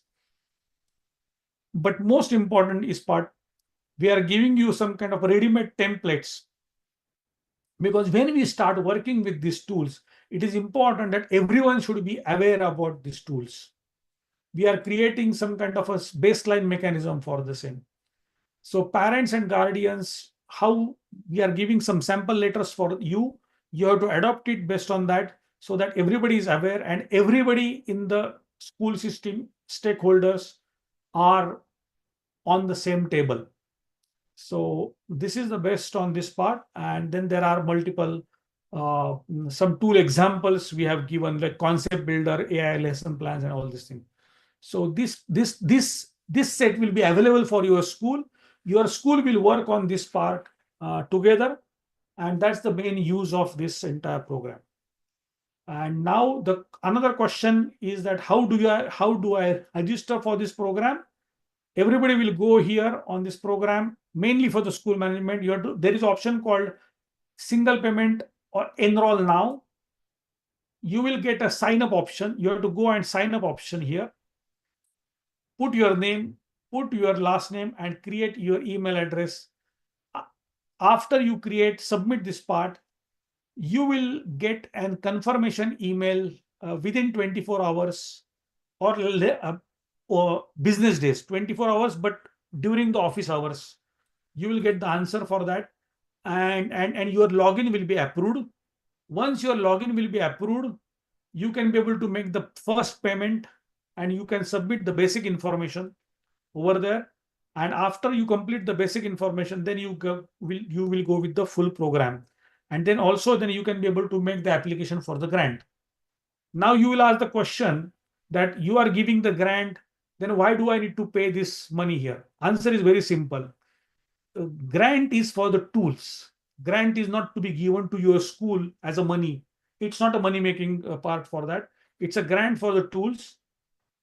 And to make the system available, we need to find serious contenders and schools who are coming on the board. Second thing, that we want to develop the education, but with the partners who can adopt and sustain that part. So we really need people who can really take, because even though these tools will come now, we are giving you some sample examples for that. We are creating strategy for that. Maximum efforts on creating a strategy, creating the framework, making sure that curriculum is aligned for that. That's where the credits will be used. That's where the grants will be used. But after that, you have to maintain it on your own. Once your students are getting rolled inside this part, your teachers are rolled, it is important that they should be able to sustain that part. If you can't even handle this kind of thing, it is impossible to handle it in the future part. So that's why it is important. You can't say that okay, I will first get the grant and then I will make the application. No, you have to make the first application and then continue with the grant options and all these things. So I hope I have made it very clear here. This is a very detailed program, and I have tried to answer the question, including the training here. So that has been the question for the second question here. Okay. Thank you very much, sir. This is highly impacting. Can it? Okay, there is a question. Okay, thank you. Oh, okay, first of all, sorry for mispronouncing the names. I'm not good at pronouncing the names, but I want to just acknowledge. Thank you, Judith, for your comments. Then we have the song saying thank you. Then we have this one more participant saying Nonrom Chinsoa Polycarp. Can I invite you to my school for a seminar on this for my teachers? Answer is yes. Welcome. Whenever I will travel to Nigeria, I will be more than happy to visit your schools. My request to you is that, okay, please connect with my colleague. She is based in Nigeria, Chinwe. Also, we have, like, if you are from Lagos area, I can connect you with some of the people also there as well. But Chinwe can connect you through Abuja as well as northern part of, eastern part of Nigeria, but also elsewhere as well. That's not a problem. So Chinwe, can you, Miss Chinwe, can you just say hi to everyone here? You heard her at the start of this conference. Okay, you can see the beautiful lady there actually. Okay, now I can see a man. But I want to. Can you take your camera there actually? So please connect with her, and she can organize a meeting for me, for you, and so as well as she can help you to understand this part. Yes. So that's the question on this part. Okay. Okay. There is one very good question. Somehow I missed it. Okay. You recommend AI tools in teaching? This question is from Chinonsa Ofozoba. The question is that you recommend AI tools in teaching and learning, but most universities abroad will drop your statement of purpose written with AI, including research papers. What is the right thing and direction to follow? Very good question. Very good question.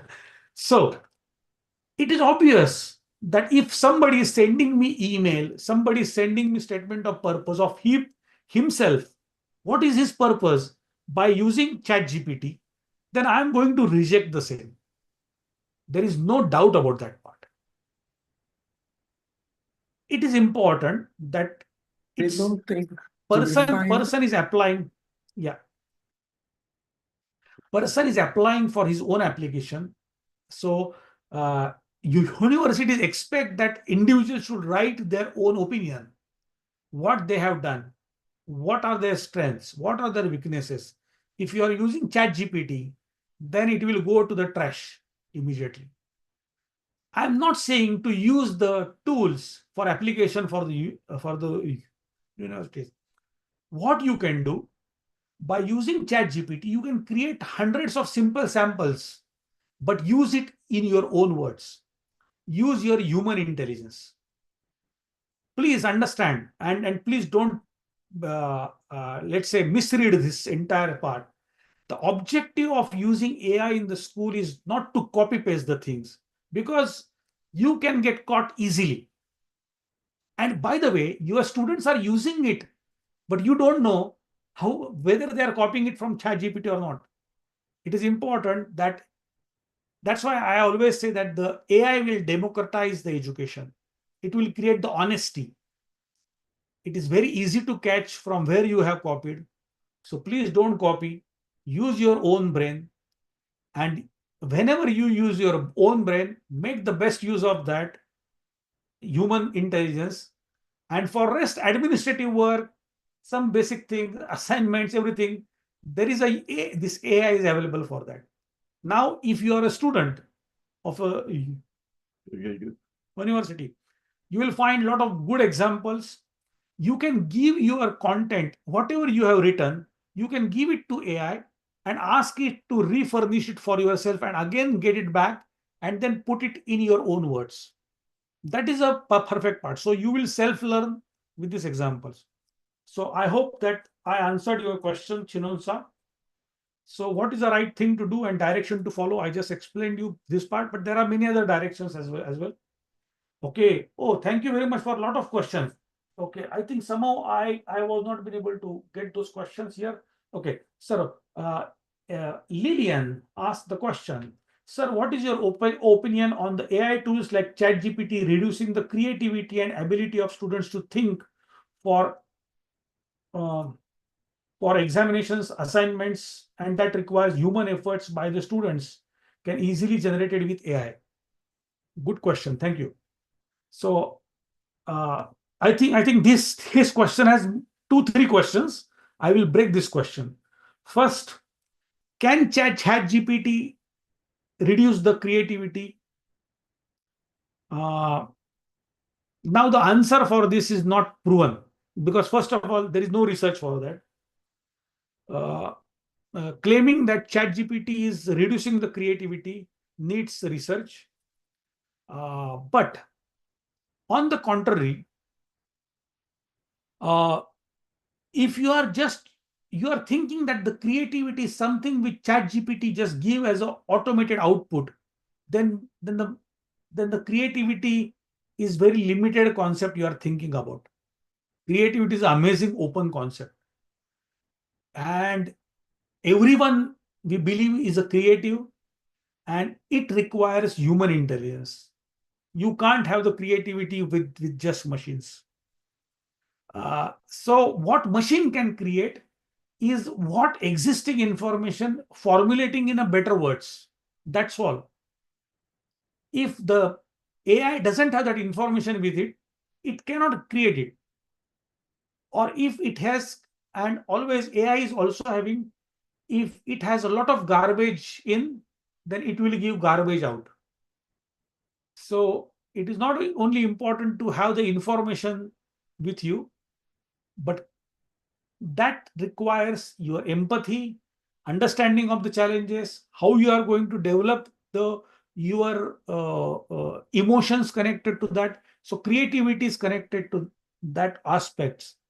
Now, what it requires, if we limit that students should come up with an essay, for example, let's take an example with an essay. Students should write an essay on their own, and you have given an essay about climate change, and you are expecting that they will write an essay uh, with the best language and best formatting, and then and then you as a teacher giving them requirement that I want correct spelling and everything which is right, but give one more requirement that it should be in your own words, and I'm going to check it against chat gpt, like GPT-0.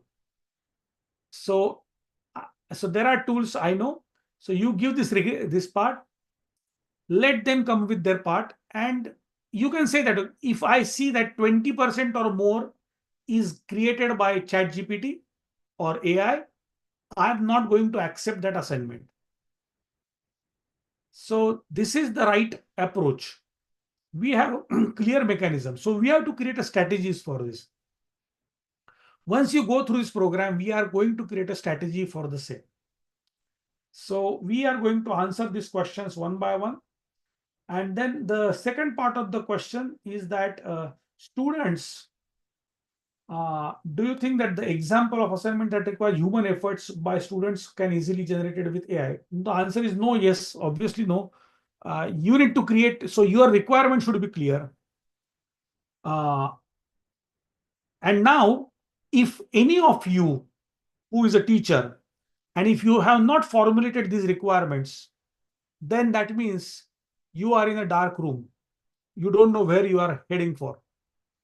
So it is important that you should create these requirements that, okay, that you put this requirement for the student, and mainly for higher education. I'm believing those who are in here in the higher education, in bachelor's or master's or in PhD education, doctoral education, please create your own tools for finding the chat GPTs, zero chat GPTs options, or I told you about this AI detector option.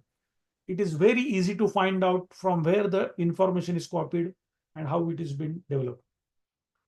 Uh, Thank you very much, Lillian. There is another question or comment. Kindly assist us by sharing the recording of this training with us, with the participant. Yes, we have this training on our YouTube channel. So I request everyone, my colleague can put our YouTube channel here, and this particular website, this particular recording will be available on our channel. I can be able to give you immediately. Give me a second here. Yes. Please subscribe to our YouTube channel.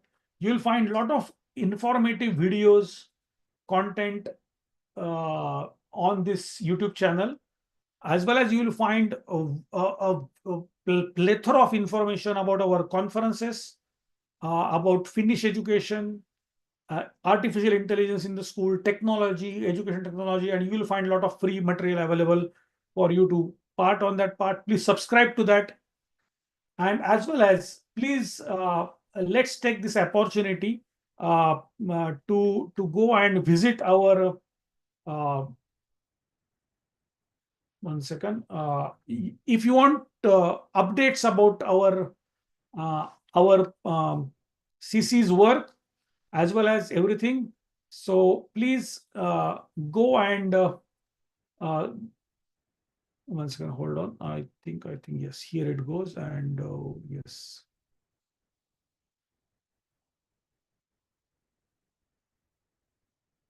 Give me a minute, and I will share with you in a minute about. If you want updates, my colleague can put the CC Finland website and go to subscription, where you can subscribe for the newsletters, and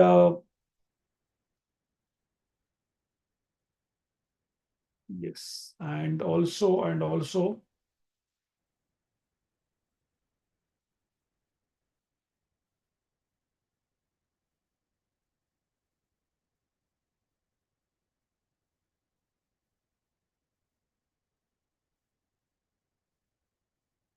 Yeah.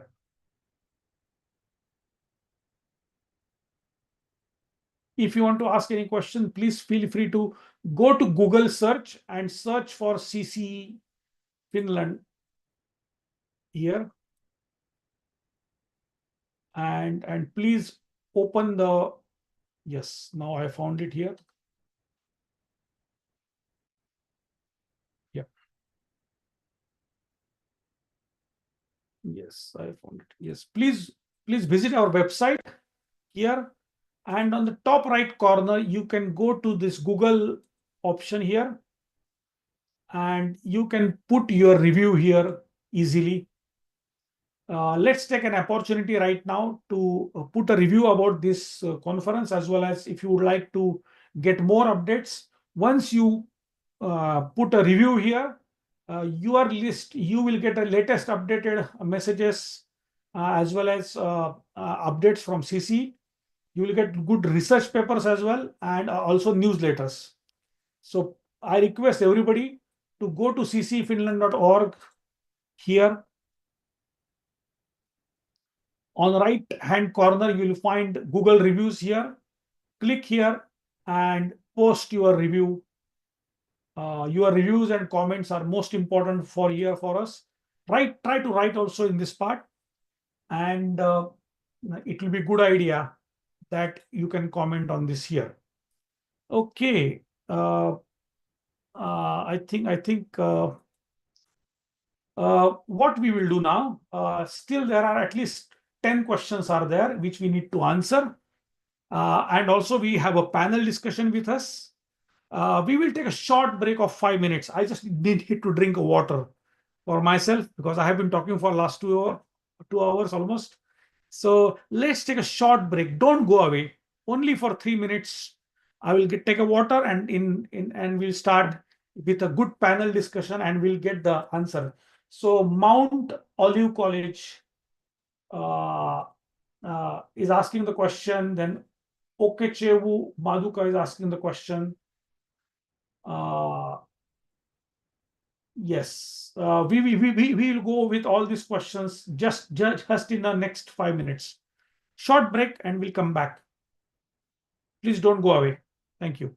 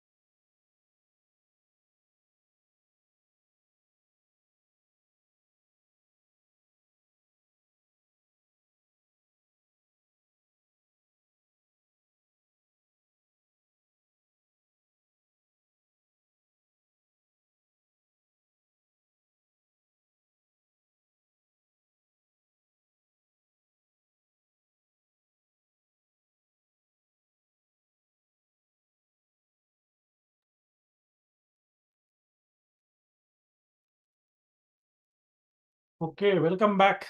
I just said, okay, we will have a short break only, but I think I hope everyone is here. Okay, good. Okay, we can see almost same number of participants. Normally, we see people going away during the break, but I think this is an amazing thing. I really love you guys. You are such a motivated educators and teachers that you are still sticking to the point. I'm really happy for this. This is a great thing. I really hats off to you that you guys are here. Excellent. Welcome back. Welcome back. Amazing. Uh, we will get this opportunity to invite our panels also here at the same time. We will have the Stephanie, Ezabenu, and Miss Chinwe joining us as a panel. Stephanie, can you please open up your video? Excellent. And Miss Chinwe. Okay. Hi, Stephanie. Nice to see you. How are you? Yeah, I'm doing very well. Thank you. Excellent. Very good. And we have Miss Chinwe. Miss Chinwe, can you please put your camera next to you? Because it's good now. Unfortunately, your background is light, and your foreground should have you should have light on your face. Yes, exactly. Yes, perfect. Thank you.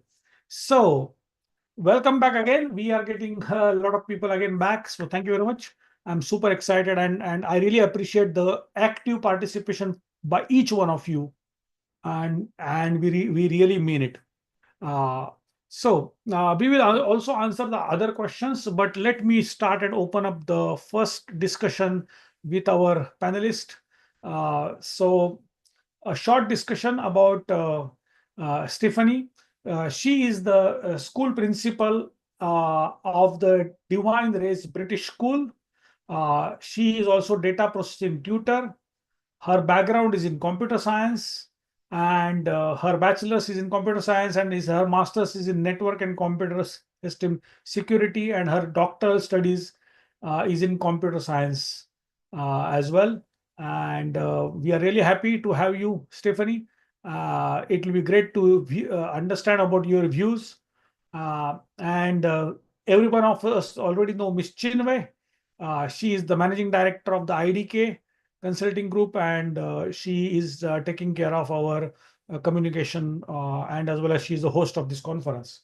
So we are also having one more participant for our panel, but somehow her network is not good actually. So she sent me message. So Pauline, are you there? Pauline, Sister Pauline, are you there?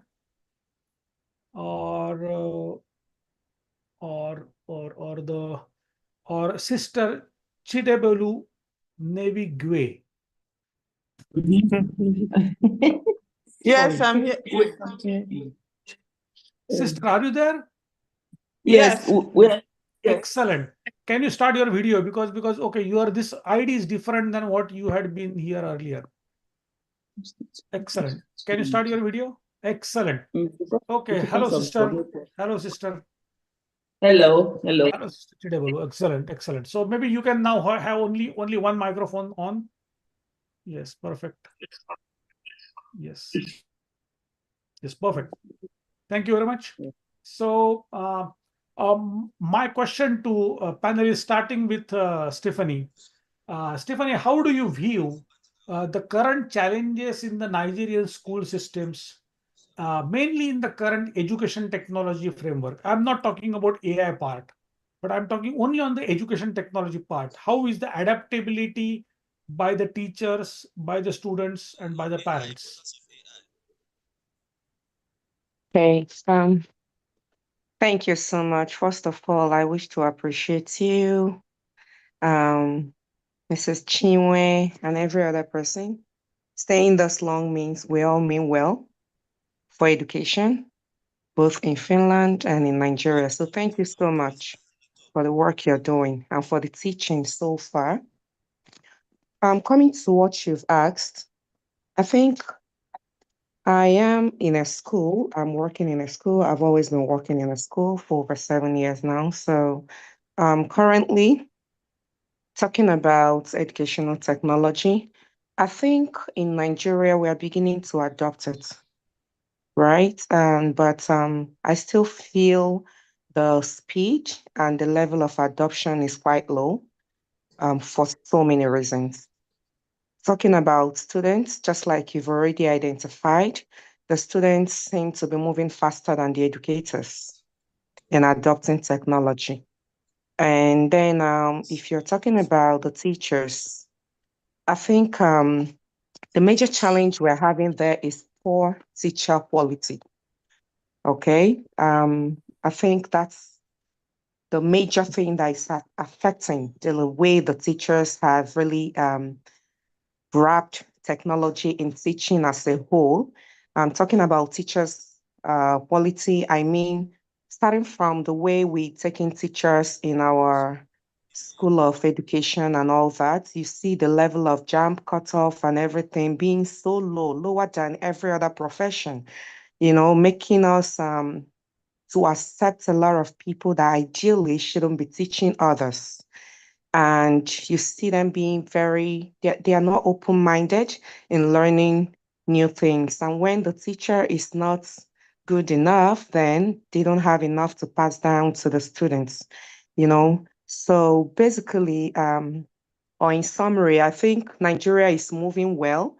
Yes, we can move faster if the government and so many other factors, which includes electricity, even the prices of the IT equipment and so many other things, if they are put in place, I bet you we are willing, and we have a lot of dedicated teachers who are willing to learn. Using my school as an example, you see them making efforts, when you bring in some of those technological teachings, it's not easy to accept, but you see effort, you see willingness. And I think that's the most important thing. So yeah, in Nigeria, generally, I think we're making a progress, but we can do better. Thank you. Thank you. Thank you very much. I think you're on the spot that the teachers' training is the critical part. It is important that the pedagogy should be well understood when we take the tools in hand, and that is required. Okay, so now I will come to the sister Chidebelu. Am I right? Am I right, sister?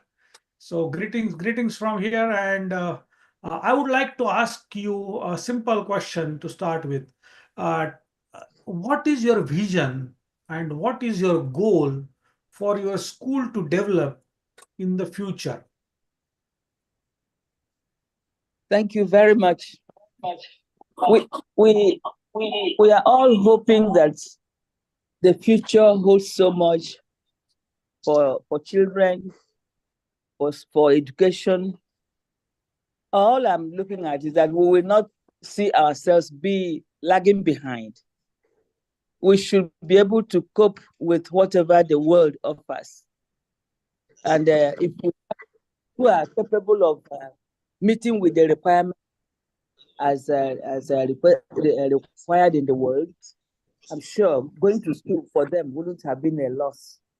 It won't be a waste of time. We would want the children to be really properly trained and ready to live their life to the full as the opportunities offer.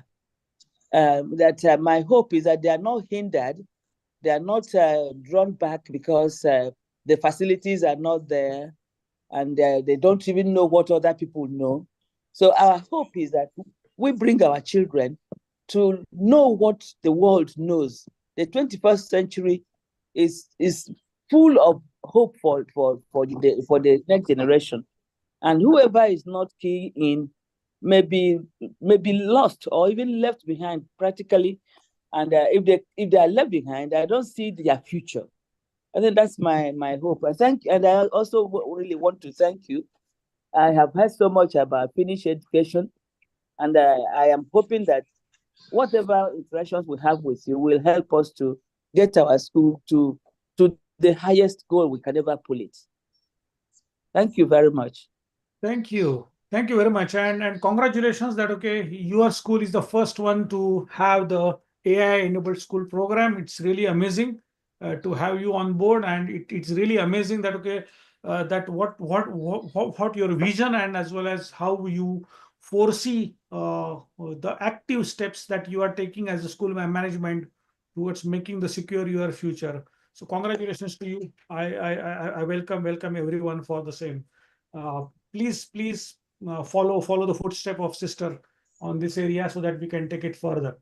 But now we have a lot of, we will come to the next set of questions for our panels. But prior to that, I request all the participants of this conference, because of your amazing response, I want everybody to start the video only for a few minutes. We want to take a group picture.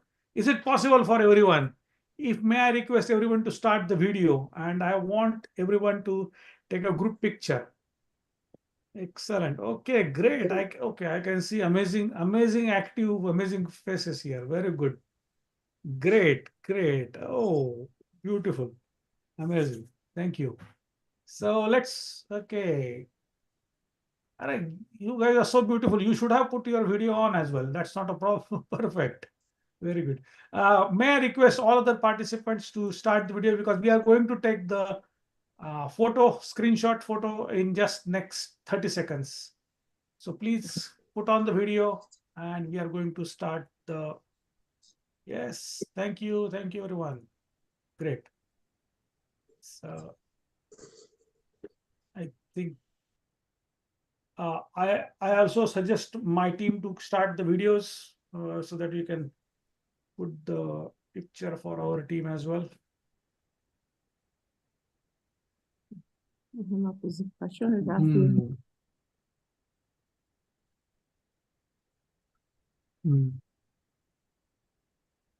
Okay, so let's only wait for 10 seconds more, and then we take a photograph for all of us. Very good. I can see a lot of people now. Very good.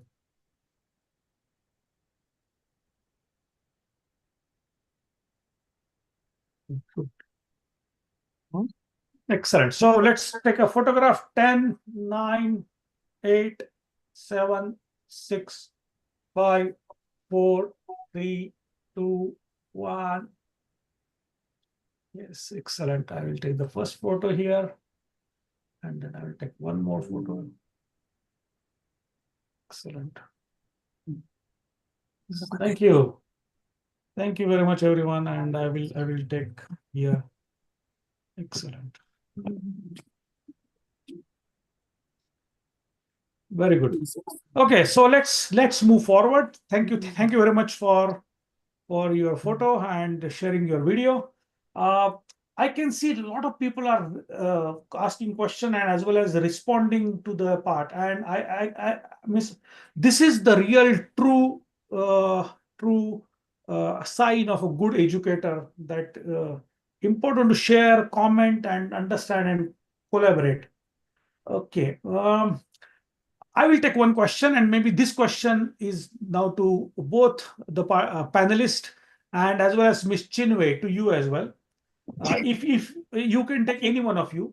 The Mount Olive College asked the question: is it acceptable for a teacher to encourage her students in using AI machines in finding solutions to academic issues? So is it acceptable? Can you just? I think it is a sister Cherebalo, please. You have two different speakers on. You can put one speaker off. Otherwise, it creates the echo. Yes, perfect. Question is it acceptable for teacher to encourage her students in using AI machines in finding solutions to the academic issues? Who will go? What do you think? Hello. Yes, Pauline, please go ahead. Yeah, in school, you encourage students to use AI tools, but you also encourage them, when they make use of these tools, they should also use their initiative to work out what the answers to those questions given to them would look like. They shouldn't just get the answers given by AI or ChatGPT and then submit it that way to teachers. they should rephrase the answers gotten from those tools and then send it and submit it as their own quiz. That will even help them to develop their intelligence. Good point. Anyone else would like to share something? Oh, yes. I can talk, right? Okay. Yes, please, Stephanie, please go Okay, ahead. yes. Just to add to what she has said, as we encourage them to use all those, the teacher on his or her own part must also ensure they do all they're supposed to do from their own end, which includes having the plagiarism detection software as well. Because when you encourage them to use these things and tell them how to do it and how to rephrase and every other thing, just like she pointed out, if they know you have the capacity to verify if they have rephrased or not, I guess that will help them to just use those IT tools as a research platform, gather information, and then go back to work.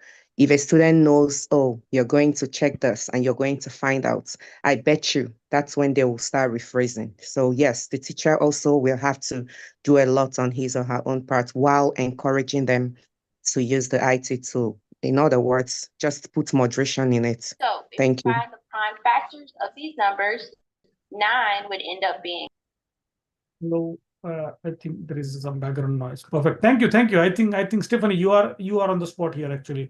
So I think answer to his question is that okay. There is a So here I have it. there is a And plenty. what I'm gonna There is a plenty of tools are available nowadays. So even if you are not encouraging students to use those tools, they are using it with their own initiatives. So they are not waiting for your consent. You are not. Even if they will not use in the school, they will go back home and they will do it. If they don't do it today, they will do it tomorrow. They will do it in next year. Once they know that there is something coming as a part of this part, at some point of time they will use it. So under that assumption that they will not use it, new numbers, which are really the old numbers in their prime. But yeah. So hello? I think that's not the point. But when you encourage them, you have to give the guidelines for them. Yes, there should be a guideline. Yes, exactly. Because mainly for the students, mainly for the primary education and secondary education, it is not possible for them to be so matured that they will use it wisely and so on. They may use it wisely. It is perfectly fine, but you have to create a culture of trust.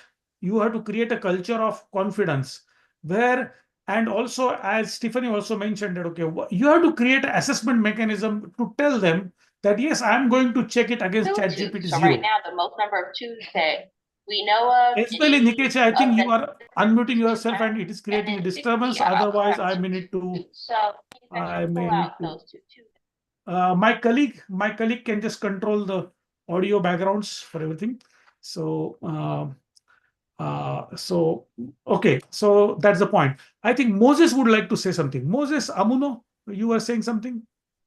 Yes, I agreed with you based on what you said now. And right here we have students that we inculcate that same thing to. We tell them what to do and the right thing as well in AI. Some of them that are on their own self-educated, they have already learned a lot about it. And if you are even teaching them, they have this mentality that they've known better in the field of AI. And they have this mentality as well, that when you are teaching them, they have questions to ask you, typical question on that particular field. So I'm suggesting that we should guide them as teachers, tell them that it's not all about AI. They can use their brain to do something that is even better, to evaluate what AI has given them and also see if the particular thing that they have found out in AI, if it's the right one. So I agree with Stephanie as well. And it's a good way to go. Thank you. Perfect. Perfect, Mr. Moses. Perfect. I think you are on the spot. Excellent. We can go to the next questions. Are there resource person present in Nigeria that can guide schools to these processes? Yes, the answer is yes. We are developing our master trainers in AI enabled schools. We have developed a couple of them already, but if any one of you are interested in being a master trainer who can be able to help us, please welcome. And my colleague Chinwe can connect you with me and everything. So I think that's a great opportunity. I think we asked the question. Yes, Ms. Chinwe, Mrs. You please go ahead. You have raised your hand. Please go ahead.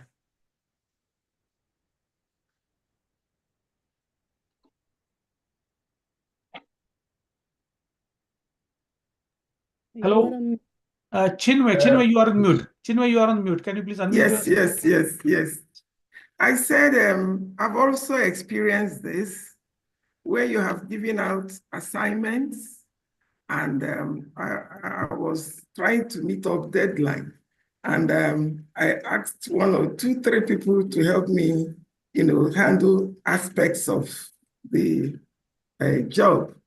And when I sat down to synthesize and prepare the final document, I now found out that they were all giving me the same thing.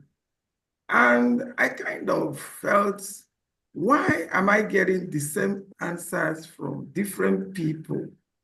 And I remembered Meta AI. And I went there and found out, and I didn't find it, it was disturbing to me because it shows actually that people still don't know how to use that. And because everybody is in a hurry, and this is what our educators should also bear in mind. Everybody is in a hurry. You go down there, download it, reproduce it. You don't sit down to think and then see how you can, use the information you get to personalize what you want. I had to sit down to redo the whole thing to give me what I wanted. And this is the area the educators have to pay attention to, not just to their students, because there are some teachers who are smart too. So we need to really be careful there and make sure that our students are properly guided on how to use these things. I do international education. And at times you ask them to do their CV or even do their statements or SOP, statement of purpose. You see our students going to Meta AI to download the information, forgetting that what you are being asked is something personal to you, that you need to, that's just a guide. I believe the Meta AI or the AI or whatever support we are getting is just as a guide in case your mind did not go to the wide areas of things you need to reflect on or write on. It's just a guide so that you'll be very deep in your thinking and then present something, wider with wider reflections. So our educators have to be guided properly, and that's where the professional development is really very, very important for our teachers. Our teachers are very good. They are eager to learn, especially the young ones. Take, for example, in Anambra State, they've recruited young teachers who are willing to embrace this technology. If my governor had not done, at least in the past 2 years, he has recruited about 5,000 teachers and the younger generation who can easily embrace this, but they need the competency development framework to really properly take them step by step until we get to where we are heading to for the future of our education. Thank you. Thank you. Perfect. You are right. I will give a quick recapture on one of the point which I would like to emphasize here. There is something called as a skill index map. The skill index map will tell you the amount of skills or kind of importance, significance of the skill in the regular education and amount of skill in the real job market. Now, this skill index map gives you the kind of, if you see that education 1.0, 2.0, and 3.0, the basic, if you go to the hierarchy of the Bloom's taxonomy, there is a basic understanding, memorization, understanding, and something like assessing, creativity, and so on. The number of skills required in the first 3 versions were very limited. In the current world, if you go with this part, this is the skill index need for the future.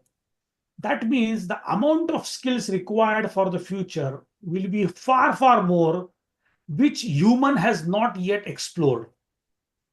And I can prove it with the point. Multitasking. Earlier, it was believed that, okay, you focus on one point and do everything on your own. Nowadays, our kids are super multitaskers. They can do multiple things. Is it a good, bad, or something is different part, but at least they are using multiple skills at the same time. They know how to navigate, they know how to drive a car, they know how to use the mobile phones, use the laptops, use the tools. At least they have the information. So the skill requirement is far, far greater in the future. So AI will make human potentials more important, more part. So that will make that if you don't give these tools to them, they will not be in a position to scale up their skills. That is point number 1. But the secret is to motivation to learn. The most difficult part is and that's the job of a teacher. How you can keep up the motivation to learn. And for that, you need to develop the pedagogy, develop the curriculum based on that, create the active learning methods for that. So that's why what top 10 digital skills Education 4.0 demands, if you read those 10 skills, they are not about the content. They are about creativity, critical thinking, problem solving, cognitive flexibility, service orientation, negotiations. And these skills, that's what is the teacher's job is to develop. So I think one of the question was on the same, that whether the teacher should encourage them to use the tools, but teacher should encourage them to use these skills. Then they will understand that emotional intelligence, it's the most critical skill will be in the future. It's already there, but it will be the most crucial skill in the future.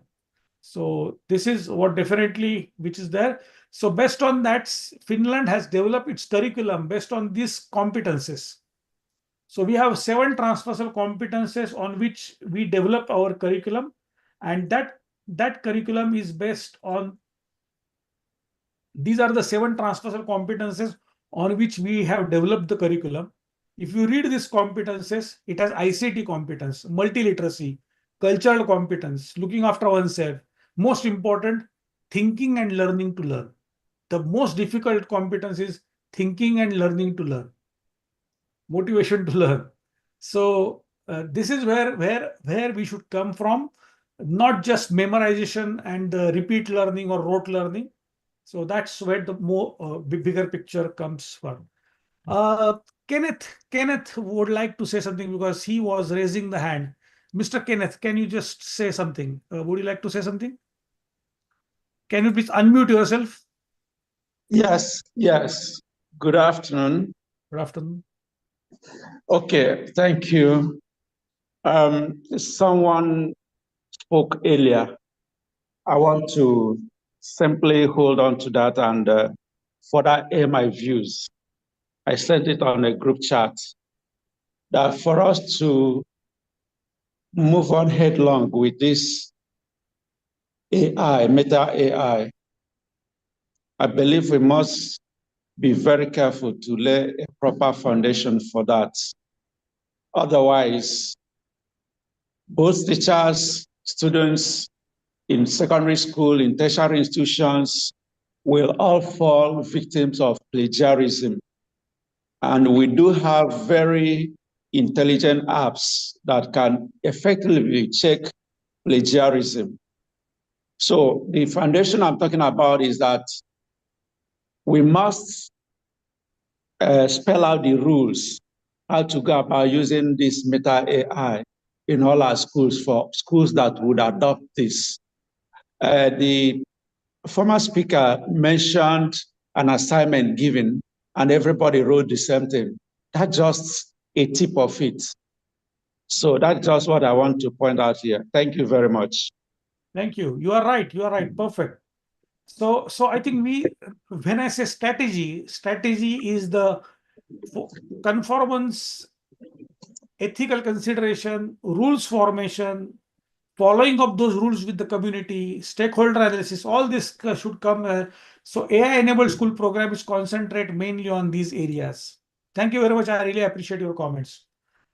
There is a question or comment is that, are you open for, so if the question is by Ambassador Bright Alexander. Is it ambassador? Okay, are you ambassador for some? His Excellency, thank you. Are you open to collaborations with existing corporate entities who is pursuing same vision as you in Nigeria and Africa? Answer is yes, 100%. We will interested. And if yes, what is your matrix for collaboration? Definitely, please connect with us. We will be more than happy to share. As I mentioned earlier, we are looking for master trainers. We are looking for EdTech companies who are working in this area, as well as we are working with the schools, because CC Finland is having a network of 10,000 educators across the globe. We are also having a school network of more than 2,000 schools across the globe. And these 10,000 educators are the key principals, leaders, directors of those schools. So we are here to develop the network and that research behind it. And we are more than happy to welcome you, including the collaborators. Yes, there is a hand raised by Jeffrey. Mr. Jeffrey, can you please unmute your microphone?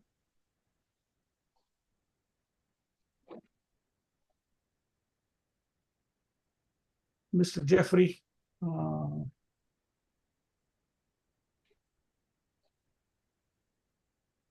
Okay, by the time Mr. Jeffrey is unmuting, there is a comment by Venerable Dr. Efenevi Ume.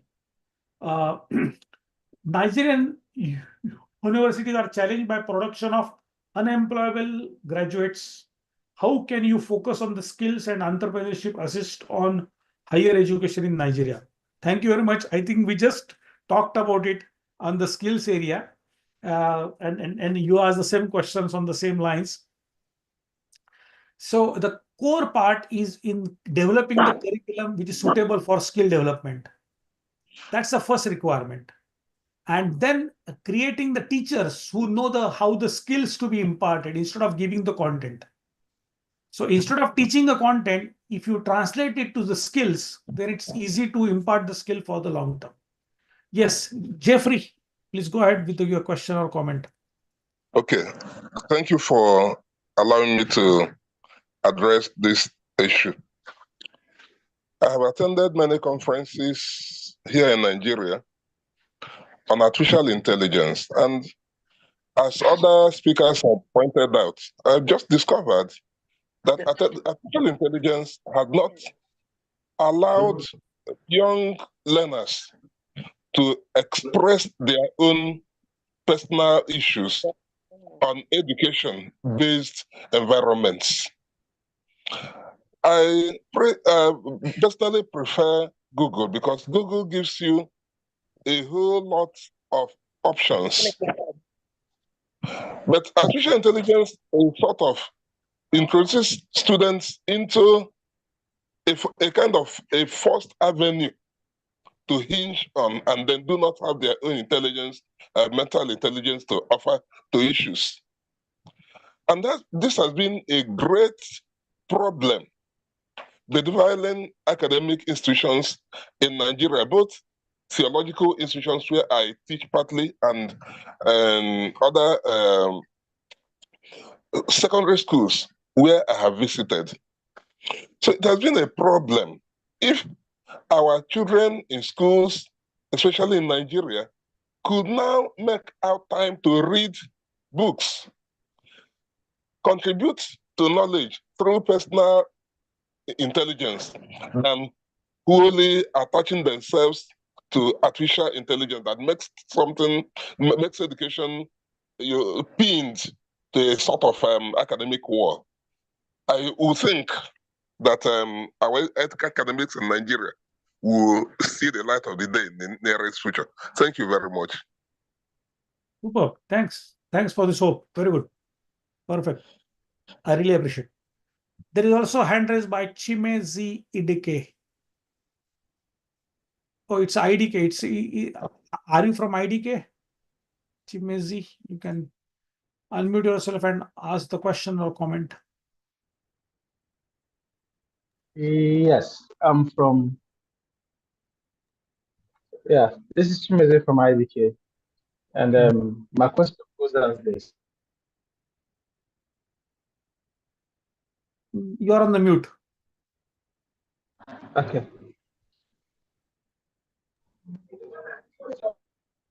I think your microphone is not working. So please hold on for this question. I will come back to you. I think there is a very good discussion. Paulina is asking question. Using AI tools can be very useful in Nigerian schools, but challenges faced by internet connectivity, power supply, lack of support from the government can sometimes hinder the progress of using these tools. How then can a school struggling to give her students the best education scope, maybe? So I think there is already response given by that. That internet connectivity by different internet service providers are available, which is there. But now I'm giving you a very simple solution and hope for the future. We don't need amazing infrastructure. We don't need expensive infrastructure, because many times we see, because we have made an analysis that 70% of the resources which are already spent in Nigerian schools they are not being used by any teachers. Many teachers, they know that they have resources with them. There are multiple, like many schools are having computers, laptop, labs. The governments are providing it. Mainly I'm talking about government schools. For private schools, even private schools are also having many of those labs and everything. But are we making the use of that? What we are using is very simple model. Invest in the very simple topics. Give only 1 day access of internet, Wi-Fi access to your students. It is not expensive at all. 1 day of internet access, 1 day of power will make the change in the learning mechanism. So in this AI-enabled school program, we are creating the strategies how to be cost effective in a minimal cost. We are not here to ask you to spend hundreds of dollars for this.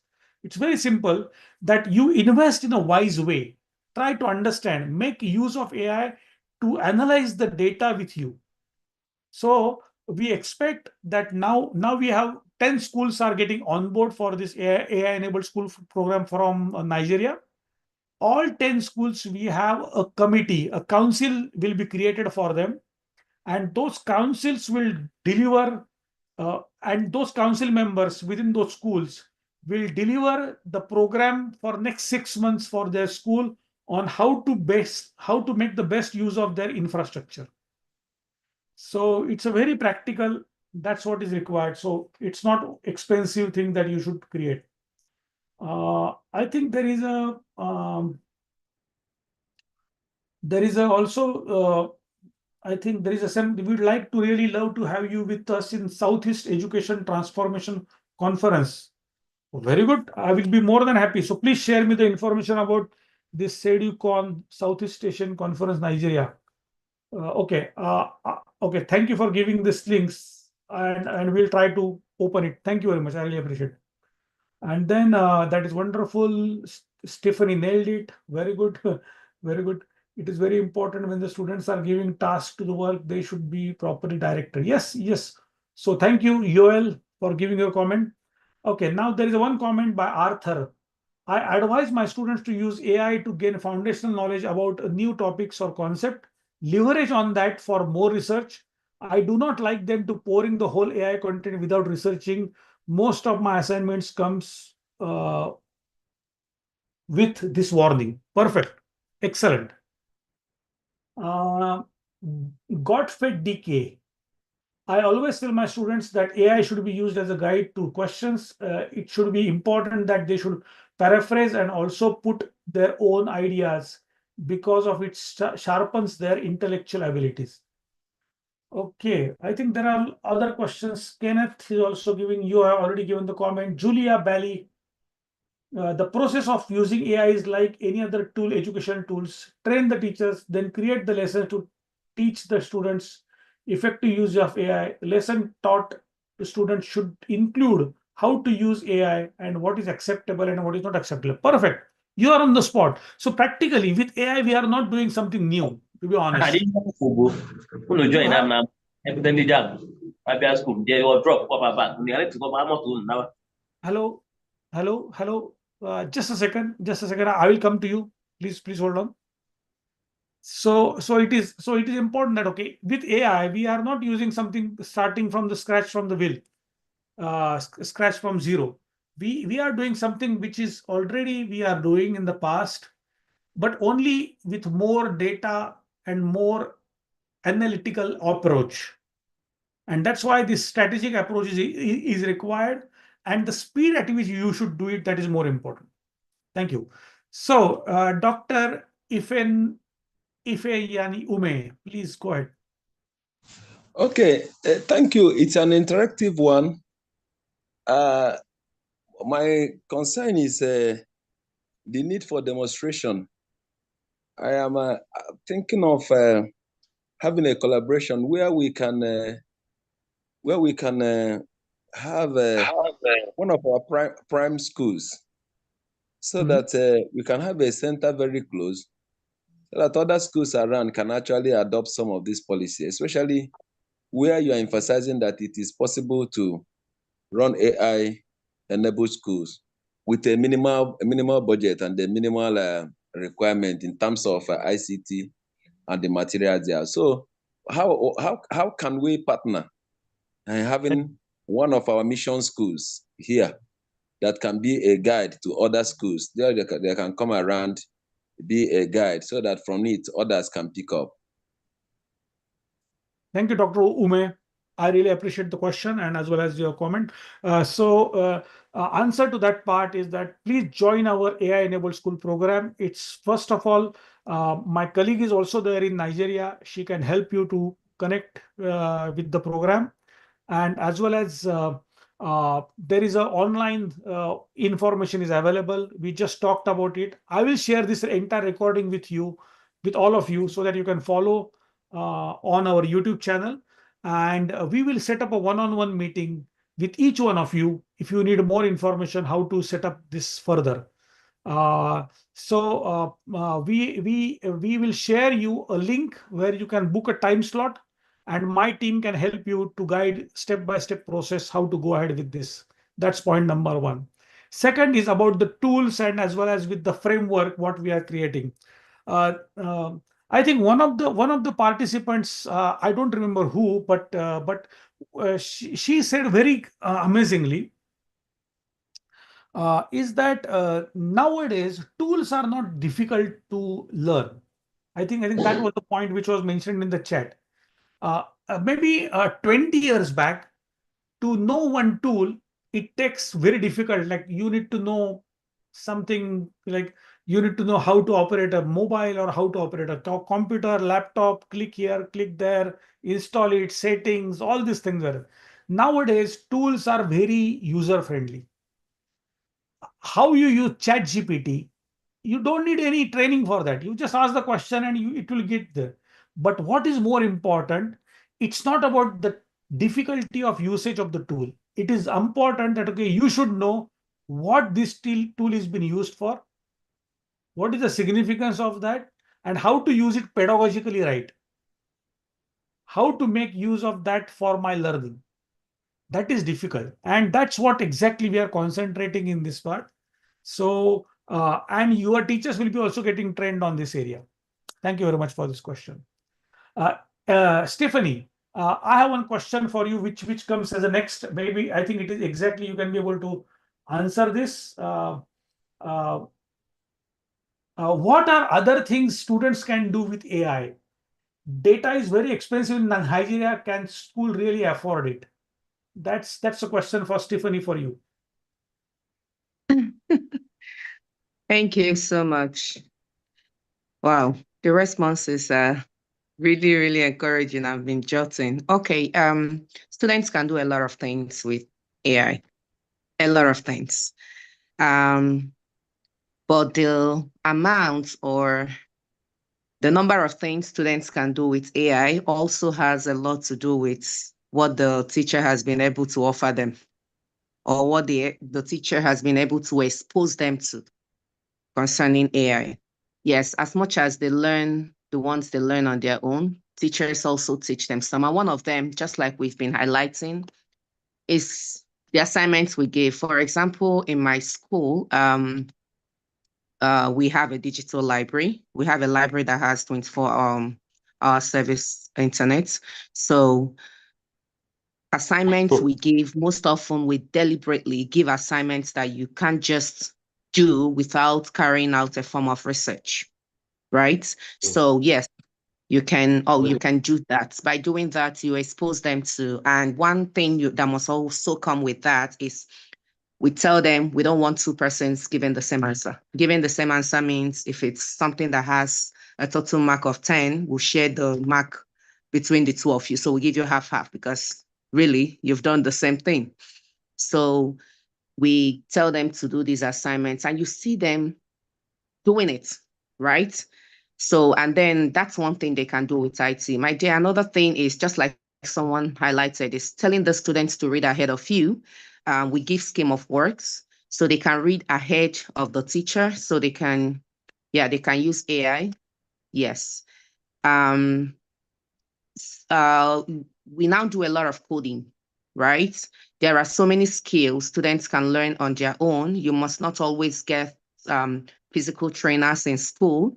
We're one of the schools that do robotics, and we get them to go to the internet. Okay, we're going to be learning this particular programming language. You see them learning things on their own, learning how to do a particular thing, learning how to sew, learning how to code, learning how to draw.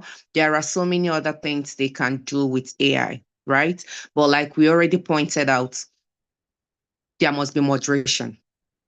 So we give them time for these things. That's one thing we have done. So there is nothing I can think of now that's really anything you can do in the class for the kids, they can also do online.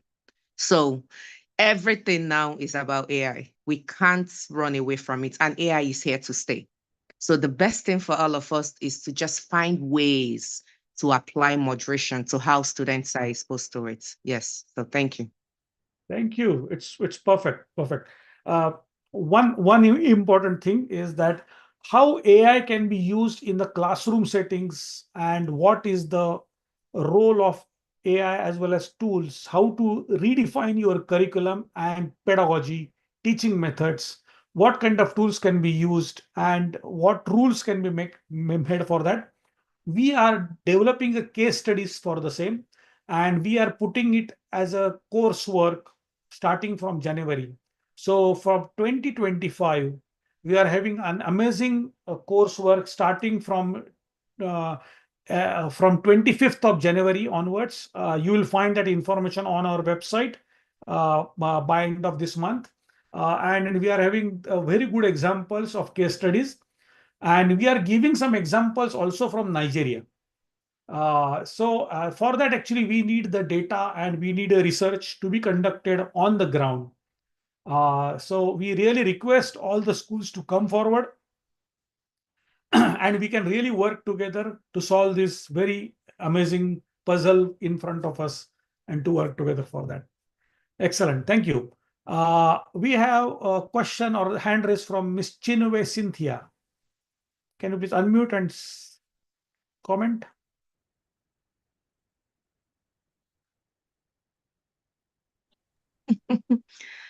An AI check exam malpractice. Sorry, what is it? Is it the one on AI? No, Chinwe Cynthia has raised the hand. Can you?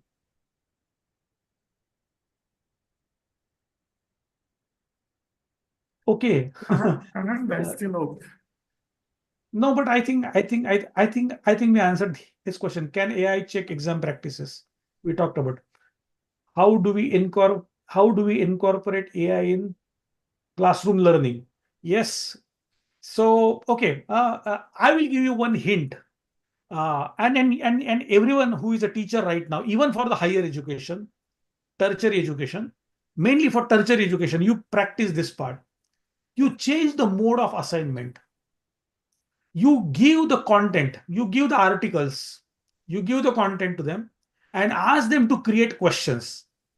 The most creative questions will be graded. Let the students create the questions. Very simple part, because AI can create the questions as well, but it will not be able to, on the content, it will create the questions, but how to make it more creative, it needs human intervention. You need a human brain for that. So it is important that you change the mode of assignment. Instead of asking them the information, because our most of the assignments are explain this thing, describe this thing, write this thing. So it is getting the information. Now don't expect the information from the students. You provide the information and ask the students to create questions based on that. At least they have to read that. They need to provide their analysis and give the content which is very unique. Now they need to find the tools at least, and it is they will need that. If they want to use AI for that, they have to use a tool. I can guarantee that learning is for sure in that process. So definitely, yes, possible. Okay, so now I think we are towards the end of this conference. Hello? Yes, Moses, please. Yes. Concerning what the last speaker just said, I think, in Nigeria, we have a curriculum where a scheme of work where we teach the student coding from the beginning, basic programming. And, if you want to really want AI to check a student if there is malpractice going on, there should be a way where these students should be grounded in the basic aspect of programming. And you develop a tool, a software that will checkmate such things.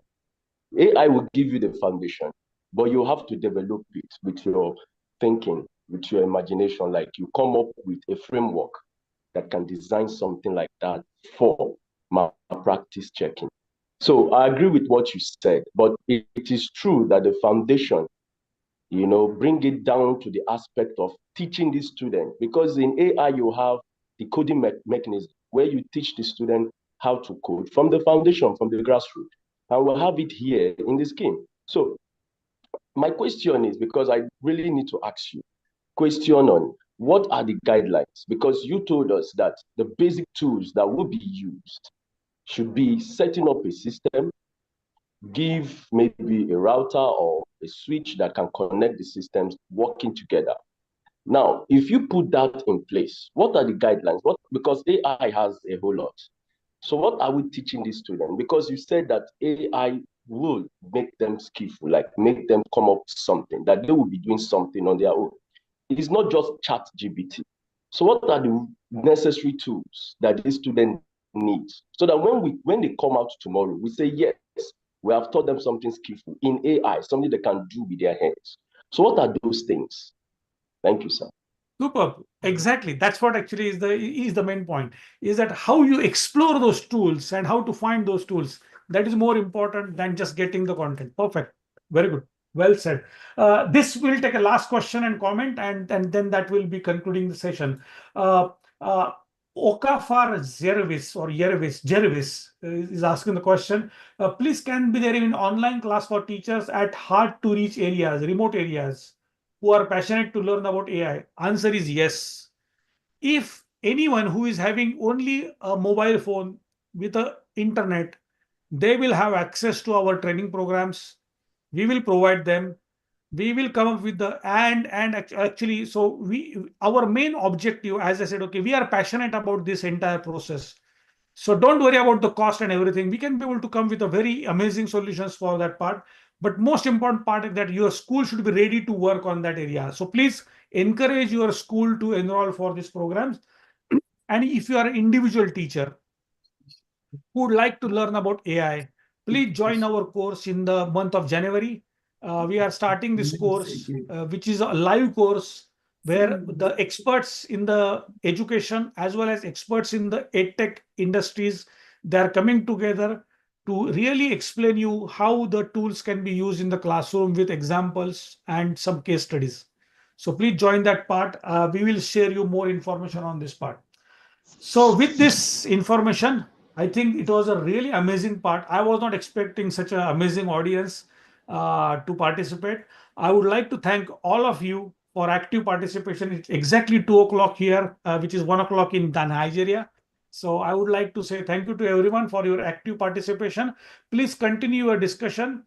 There is also one question is that, okay, at the end of AI-enabled school program, can you get a certificate? Like at the end of completion of the program? The answer is yes. Every school will get a certificate for their part, but not for this webinar, but for at the end of AI-enabled school program. You have to earn it, and that then you will get it. So thank you very much. I really appreciate, and please connect with us. Please send us an email. My email, I have already typed it here, as well as you can be able to find it on our website. Please connect us for one-on-one meeting, and we will be more than happy to connect with you. Thank you very much. I really appreciate, and I'm signing off. And on behalf of Ms. Chinwe also, Chinwe, you can just say bye to everyone and just give them greetings that you will be there to help them out. Yes, thank you so much, Hiram and CCE team. It's been quite experiential for everyone. And I'm sure you are good at what you are doing, and you're going to help our schools to, the future of our education in Nigeria and the Southeast in particular, and my own state. Because charity begins at home. And I'm hoping that many of our schools, you have mentioned the number, but if you can extend the number that will get the grants, that would be good, especially not just in Anambra State, maybe 1 or 2 or 3 from other states too. They would like to get that too. And we are there. IDK is there. My number is already there. We sent you the WhatsApp number, joining instructions. So you already have our number. Great number of you in Anambra State have know where IDK is along the Onitsha Expressway, in between Roma and Government House. We are quite strategic where we are. You can't miss our building. And again, Hiram, remember, we are inviting you to our SEDUCON, Southeast Education Conference, to discuss the future of education in the Southeast. Is that the same thing what you're talking about? Okay. Yes, the March. So we are hoping you will be there live. He has already said he will be in Nigeria because that's our agreement. We start the online and we navigate to the face-to-face.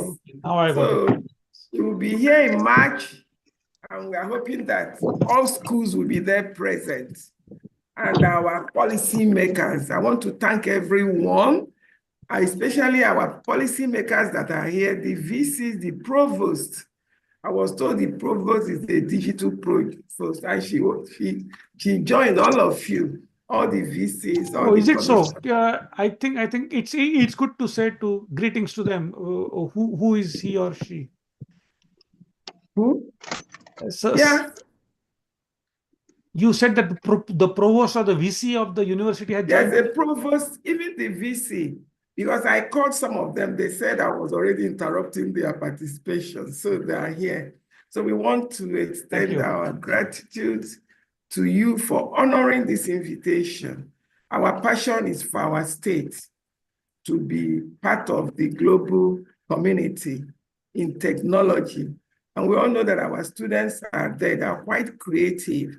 We only need to develop the teachers to institutionalize. We are doing it, but they still have hazard. We want to institutionalize techie in our schools. And I'm very sure CCE can do that for us. They're not just any organization. They have been there and have been doing greatly all over the world. So thank you, and thank you, and thank you again. Thank you. Thank you. Thank you very much. And I also thank you, Stephanie. Stephanie, great work, and as well as Sister Chideu over there. Sister from Pauline, as well as from Divine Love College.